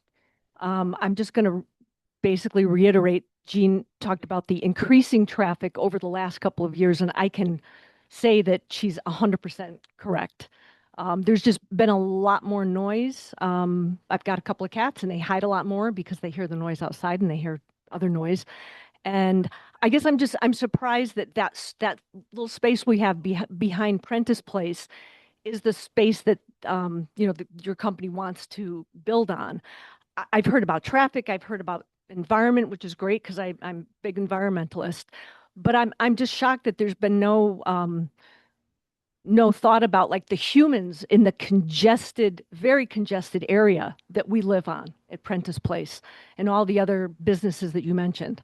So there's going to be a lot of negative impact on the people who are living there, whether it's the noise or and that increase in trucks and things. So I'm just surprised that that spot is a spot that you want when there's so much congestion in our area.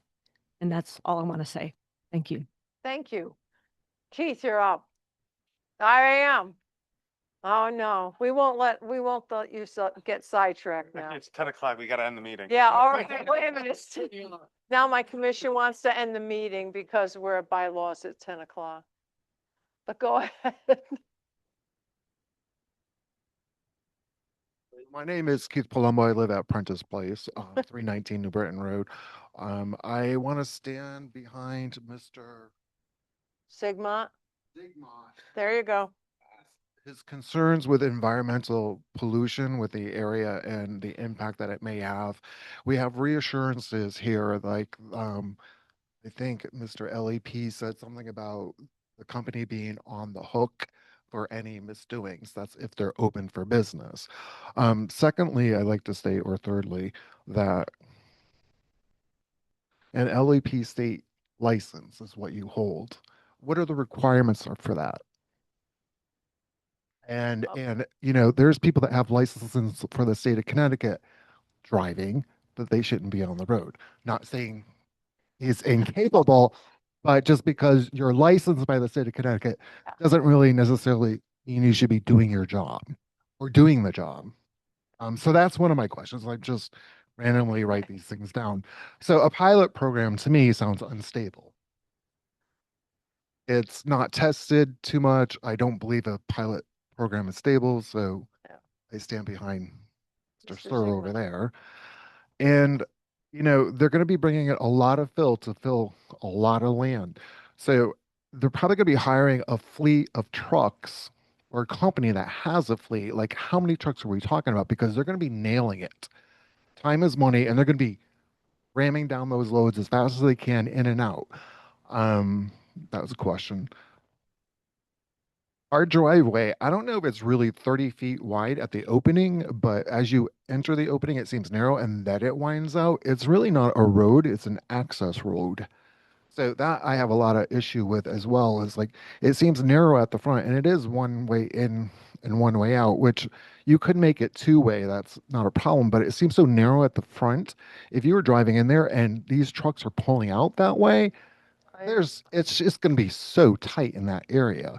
And then, you know, there is the debris component to this as far as stuff falling off, like someone else mentioned, but just the in and out of that, how are they going to make that swing? Because to me, it doesn't seem like it's 28 feet wide. It may open up to 20 feet wide. It's really, to me, not a road. It's an access road for some reason, but I don't think it's really like a road or what was considered a road, or maybe it was considered a road, but I don't think it's a road now. The main concern is like getting those trucks in and out and safety issues, and then just running so hard because time is money to get that landfill in there, like the devastation of that. And this, you know, I guess they're trying to sell something that they're not saying. They're going underneath a what kind of zoning is this for this, what they're applying for? So, Industrial. So they're just giving this unnamed project and they're going to sell it to someone and like name it afterwards. What they're going to do with it, they're just going underneath. they may or may not already have somebody in mind who's a part of the development portion of the site plan. But what is actually going in there? Well, from what the testimony is, I assumed it was contractor businesses. Right, contractor businesses. All right. Yeah. So they're going underneath that, but they can't really tell you what's actually going in there until. Yeah, well, They're not asking us to approve. well, no, we're not. That's the But it's part of the site Oh, plan. the building? Yeah, Yeah, but Yeah. they're not, Yeah. we don't know. yeah, but we don't know who's going to be. But it's going only in. zoned for a certain kind of industry, Yes. right? Yeah. And so we don't know who's going in there. They're just prepping the land and then we'll find out later what kind of, Yeah, oh, no, okay. Right. That's what- because, Can I give a difference because, yes, to that? So go right ahead. the zoning allows, any particular zone allows for a list of uses Right. that can be permitted. Those uses, as long as they meet the site plan for the development of the parcel, which the commission is evaluating in this application, then each specific business would not come back to the commission for the type of business it is, if it's one of those listed as allowed in the general industrial zone. So I would encourage the board to like pull in and out of the entrance, Prince's Place, to see how wide it is. And you can only imagine dump trucks competing, Oh, coming in and out. Can I just? yes, Because I think it'll answer a question for the public in general. okay, And maybe even some of the board members, commission members. The site plan proposal that is part of this application, or is the application, includes site improvements, including improvements to the access drive. mm-hmm, So while right now it has a certain amount of pavement and usability, they have a development plan that includes improving that driveway to a standard for the site. but they also want to run sewer. Again, those are all parts of the site improvements, and I don't think Right. we've heard the That sewer line, We haven't heard the complete, presentation on that yet, have we? no. they're talking about connecting to that sewer line, and if I'm not mistaken, they will have to come up that road, that access road to connect to the sewer line. We have, So, we haven't gotten part of that. or they can readdress it. Yeah. That kind We of haven't- answer in the site development plan. Yeah. I think what we're gonna do is, as this is all gonna be continued, and there's gonna be no decision tonight, you can come on up, thank you. And, we just want to make sure that we're getting as much public comment as we can, because you've been patient, and then we'll be just moving on. Oh, yes. Peter Naris, 319 New Britain Road. I want to go back to make sure we clarify the difference between the access road and Vincent Road. If you look at the map on the town town website, it shows that the Vincent Road is the road that they're talking about going in and out of. That's also the road that has the access going across the bridge, across the railroad tracks into the gravel area. That's the area I think everybody's talking about. That is at the exit to Prentice Place, not at the entrance.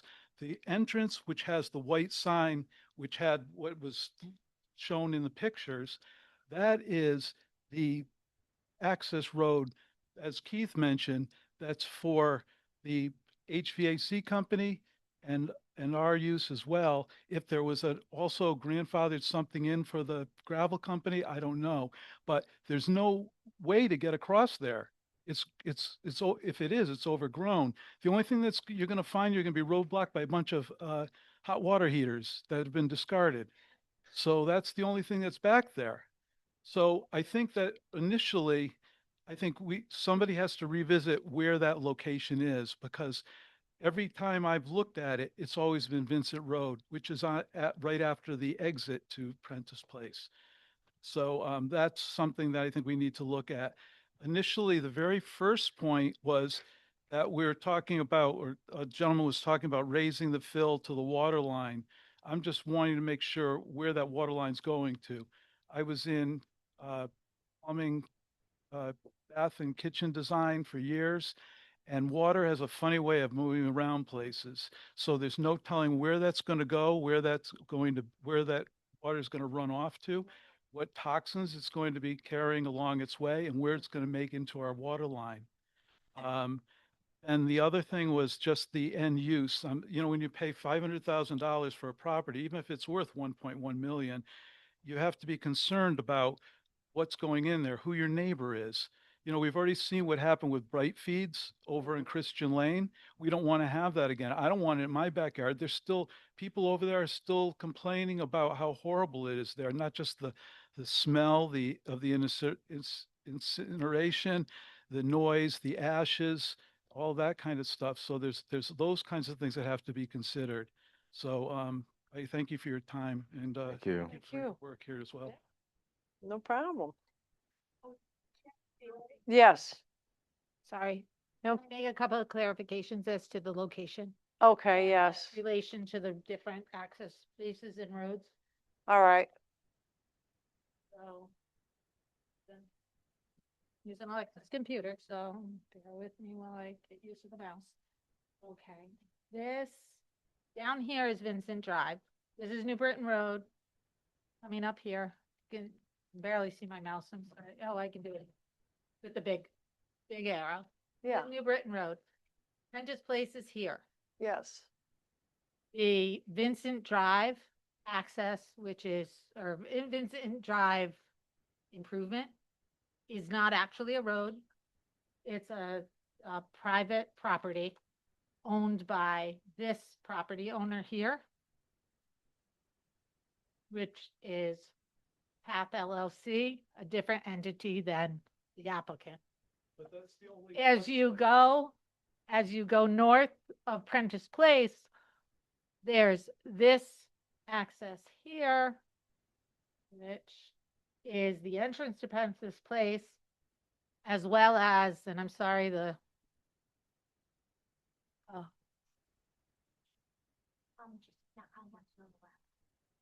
didn't think it would move. I'm trying to move from the top down, but hold on. Doesn't. But let me see if I can, if I just do.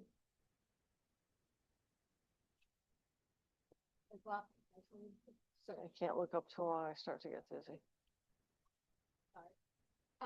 So this is owned by the applicant, Connecticut Sand and Stone Corporate, or the entity that Yes. currently owns the property. That access way is owned by them and goes to this property, which is the property we're discussing. So Vincent Drive is considerably south and is not, I think that's where like the HVAC may be.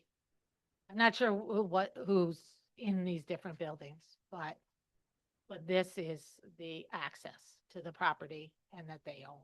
But there's no access to the gravel site. You'd have to come to the microphone, sir. I'm sorry. Just state your name again. That's okay. That's okay, Peter. Bernardus, 319 New Britain Road. So what's happened is at that entrance ramp, there's trees, there's no way to cross over that unless they bulldoze through there and create their own road. But there's no way that can happen. The gravel company, the trucks that have been going into the gravel company have been going down Vincent Road. That's how it's been happening for years. And that's the only way that you can get there. In fact, that seems to be the only purpose for that road. Who owns it is I think the applicant was saying that it's a very old road that has been used in a very long time. It's completely overgrown and they Right. plan on opening it back up. Oh, is that what it is? Okay. Yeah. Right. Okay. All right, thank you. All right, is that it? Okay, Keith wants to address the commission one more time. Okay. And then I think we're gonna move on. So where the access road to Prentice Place is, Keith Palumbo, where the access road that enters that lot that's in question as far as what they want to do with it. There's Prentice Place to the right, and there's a house, two-family house, duplex up and down that's to the left. So they're right there on that corner as well. And behind that is Riley's Plumbing. So that access road, again, I think it's my opinion is just too narrow to handle traffic coming in and out, especially big trucks and making those right-hand turns. Yeah, the turning radius becomes a concern. Okay, So, Madam Chair, if I may, yes, I do recommend that you give the applicant, well, I guess the representative is gone, but the consultants, if they want to give any concluding remarks, and remember, you still do have Mr. Sands online as well. okay, So I would give them an opportunity all right. to close up for. Yep. Are there any closing remarks for today, or at least for today? This is all going to be continued, so. Anything that you'd like to share? We have a couple of things online. Oh, I do want to tell the participants online that generally the chat is not part of the recording and included. And while we try to monitor it, there's a lot going on. So we generally ask you to speak in light of the hour, as long as I don't get an objection from council. I think staff can read the comments that are relative to that, not I can't hear or, comments like that. But public comments, I think we can read aloud in the interest of time. Yes. But then look to see if anyone has something they want to speak to during the public hearing portion from those people online. Okay. Do you want to read into the microphone what the comments were that are pertaining this? There's just one comment from a Donna Nemo Benjamin / Donna. Not too sure what that means, but 3 years of hell for Prentice Place residents. Traffic on New Britain Road will quadruple and disturb all businesses. Please don't let this happen to our neighborhood. Okay, and I thank her for those comments. Okay, all right. Brent Hennebury, Fussin O'Neill, LEP. I just wanted to answer the gentleman, I believe he's left. So licensed environmental professionals are required to have 10 years of relevant experience, 4 years in responsible charge. They have to provide an application demonstrating that to the LEP board, which is chaired by the DEEP. After they are approved, they get to sit for a test. The passing rate on the test this year was 3 people passed out of 26. So it is a pretty high bar to get over. We also are required to hold human health, the environment paramount as part of our ethics. And we can be audited by the DEP and have our license removed at any time. It happen very often, but it's a It's possibility. always a possibility. Okay, thank you. Thank you for the information. All right, so, anyone online? I'll just go one more time to see if there's anyone who wants to participate or just share a quick thought with us before we finish the night's business. No one. Okay, Mr. Sands, did you want to have any comments at this point? None. Okay, So I have one quick comment, then I'll make a motion to continue. that's great. Go I'm ahead. thinking that maybe because now how the traffic is kind of changing, we might want to reach out to New Britain Town Hall and let them get some insight from their Department of Traffic Studies and their PD. And other than that, I will make a motion to continue. Okay, we have a motion to continue the public hearing. We have a second by George Millard, excuse me. For the record, it's being continued 2 weeks until Thursday, August 6th. 6th, that's correct. All righty. All right. With the consent. Motion was by Mr. Rogan, the second by Mr. Millard. And any further discussion on this? All those in favor? Aye. Those opposed, so moved. All right, we're going to go into deliberations really quick. Special permit site plan, application of Stanley Pager for the farm stand at 407 Lower Lane. What's the flavor of the commission? I make a motion to approve the special permit with site plan application for Stanley Pager for a farm stand at 407 Lower Lane in the R11 zone, incorporating staff conditions. Okay, motion by Mr. Dyken. Do I have a second? I'll second it. Second by Mr. Millard. Further discussion? Go ahead, Ms. Daly. Was there something we were thinking of adding to it? Stuff with the staff comments about Staff comments is enough. Okay, I thought there was the something- hours of lists, operation. what they can whatever. do, what they can sell, it's in Yeah. the staff comments. Okay, just make it. Basically what's in the zoning regulations, right? Okay. Yep. All right, so all those in favor? So, Wait, withdraw. Go ahead. well, just a quick point that I got distracted with my questions and failed to ask a question about signage. And so maybe we can, I don't know if that's, I understand that, but can the approval include staff review of signage? Yes. Oh, I agree. So you'll adjust, so the motion will be amended? What, Amended. Amend? I amend my motion to require staff approval of signage. Any signage. Along with all the other stuff. And is there amendment to the second? Yes. I'll amend it. I'll second the changes to the amendment. Okay. Yeah, I think we're fine because it's the spirit of it. It's a little I sloppy. don't think it was that good. The hour's late.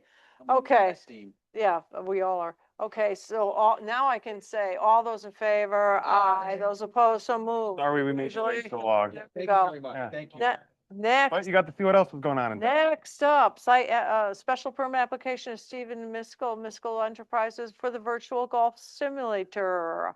This is on Deming Road, property Nandu Realty LLC in the BT1 zone. Commission, I'll make the motion to approve with staff comments. motion to I'll approve, second Mr. that. Rogan. There was a, Can I yeah, point out that during, I can point out that you discussed adding the use as presented for member access only, and any change would return to the commission. Correct. Okay. So we have the motion amended. No, I guess I'll open it for discussion though, because I feel like we have a bunch of other virtual golf courses on Deming, in that area. And and I don't think they operate that way. I don't really see the necessity to make it a members only thing. If they want to open it where they rent it out for a day, I don't really see an issue with that.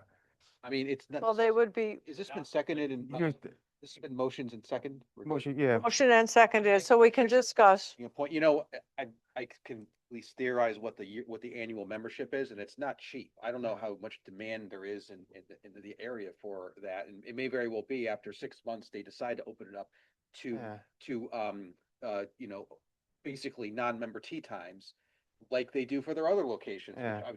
Commissioner Millard pointed out upon questioning of the applicant. So I can understand Yeah. that perhaps we don't want to limit it, because they're just gonna come back here anyway, probably. Yeah, I felt what we said that the Yeah. applicant was just kind of like, all right, well, if that's what you guys want, I'll give it to you. But I don't really see it being a necessity. I agree, and I don't know why we would want to hinder their building on their business.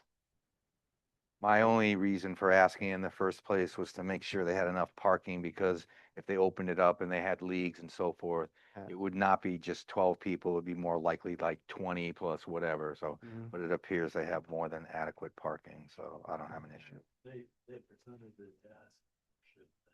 That's what the applicant presented it as. Are we opening it up further than what the applicant presented? We're just not putting any restriction on We're it. not putting, There's no restriction in the No. application. yeah. The So we just applicant, approve it as is. He said the that applicant presented the application as, do it the exact way membership. that he wants There's to no do it. restriction in the regulations for members only. Yeah. So he's free to do it. It's just the way he presented it. So he wants to keep it members only. I'm just saying, I don't see the point of putting a restriction on it when we have other clubs in the area that are operating just fine without that restriction. Yeah, it's sort of a frivolous thing. Like, why are we penalizing him like that? And this doesn't make any Well, it could have been a staffing issue or Yeah. concern for him, that if he opened it up and he had more people, maybe he'd have to have more staff. Maybe It could that's why be- Yeah. they won't do it for that reason. Yeah, They don't But want to staff up the place. yeah. My point is, Commissioner Rogan's point, and I agree with him, is why put this restriction on? It means nothing. It's just no need. Okey dokey. So do we need to have the motion amended? No. No, No? No, it wasn't in there. It's perfect. No? Good? You did. Yeah, right, I wrote it down. Oh, yeah, so Brian Rogan had the motion and the second was Ms. Jorsey. So any other discussion? No. Then all those in favor? Aye. Those opposed, so moved. And then, of course, the site plan for the Connecticut Large Scale Beneficial has been continued. The public hearing. Planner comments. Oh, no. Can I make a quick comment for the record? Yes, put, And it's after the fact of the vote, but I don't see anything in their narrative that in their application itself or the narrative, right, a cursory fast review that indicated that they put in writing that it would be member. That's oh, okay. that was my point, yes. All right, that's good. Here. Oh, thank you. Oh, Their comments are Oh, the PS. package. You have the You. for the agreement and settlement plan, a construction update from Tom Kokomo regarding 873 Farmington Avenue, 861 Farmington Avenue settlement. That's there. It's an update as to their status. Status hasn't been confirmed yet with the building department, but that's status that he's reported at this point. He did want to, in that exchange, you'll see that it was called to my attention that there was a drainage issue and that our town engineer, Mike Ahern, said that that has been resolved. They figured it out. In response to that, Tom asked me to please inform the commission that the small issue has been resolved with the assistance of Mike Ahern. However, the revision required material changes that are currently being fabricated at a third-party concrete plant. These materials are expected to be delivered next week, at which point we will need to remobilize the crew. The situation is a good example of how construction sequencing is affected when deviations from the original design occur. In this case, Newport's contractor's error resulted in a 3-week delay of the project schedule. Now, I wasn't part of that drainage conversation. I believe that's all exterior work. I did check with John. He didn't believe it substantially delayed the building work itself. But again, none of that's confirmed, and I wanted to report what the entire Well, Mr. Kokomo was. was supposed to come back to this commission and basically present a detailed project plan to show that he could make the commitments, which I've never seen. Yeah. That was a deliverable he had out of one of our meetings when we granted him the Oh, I guess that's extension. oversight because I think our understanding, and I mustn't have written it down and I'm sorry, was that he provided an update. And I told him he could, that the update was sufficient and I would distribute it to the Okay, we're commission. supposed to put It's- together. So we can ask him to come to the next meeting if you'd like. Right, because what was the condition we imposed on him is it was gonna be written updates every so often. I can't, Yeah, this. monthly, was it monthly? Right, so, yeah, I believe it was monthly. Right. I didn't this week back to that.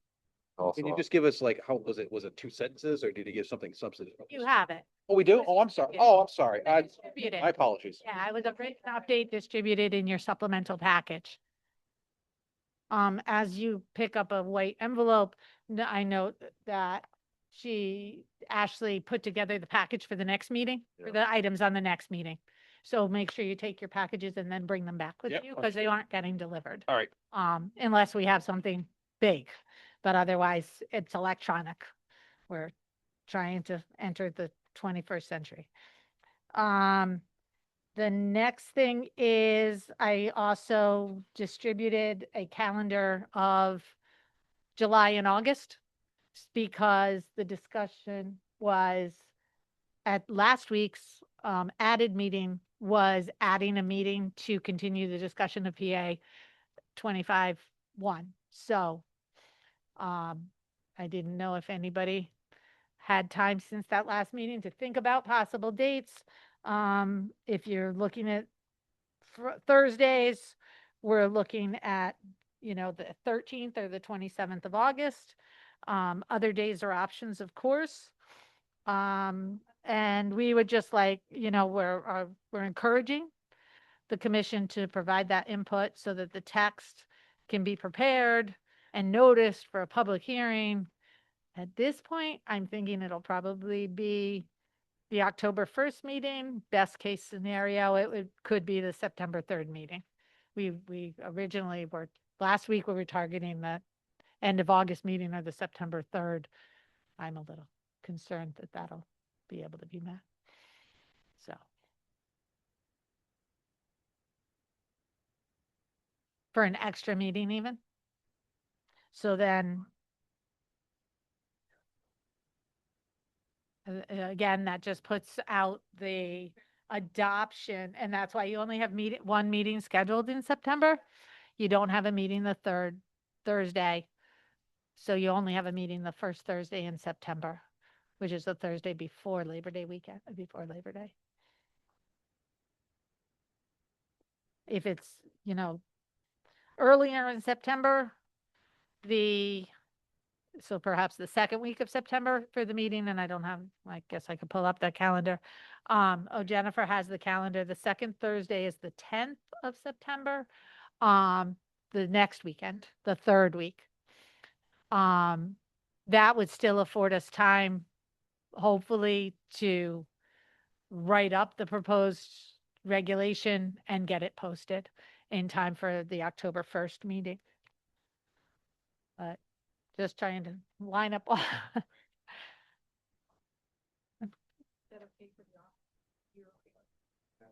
And pleasure of the commission. I probably will be away either the first or second week of September, but I don't know the dates at this time.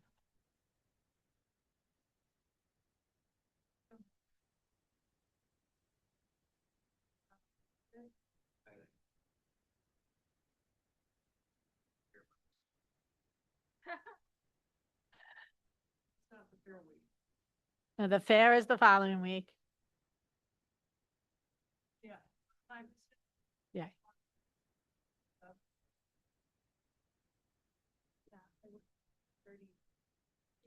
September 10th.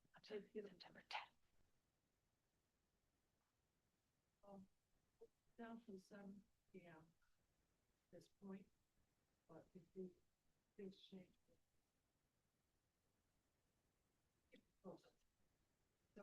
So we'll have to post the meeting, so the time, maybe even by next meeting, you can, time to be set at the next meeting. The date, but not the, there was concern of the time the meeting would start.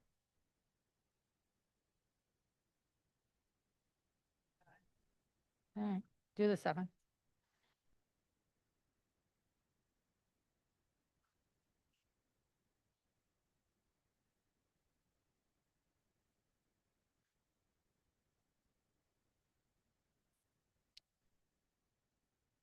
Motion?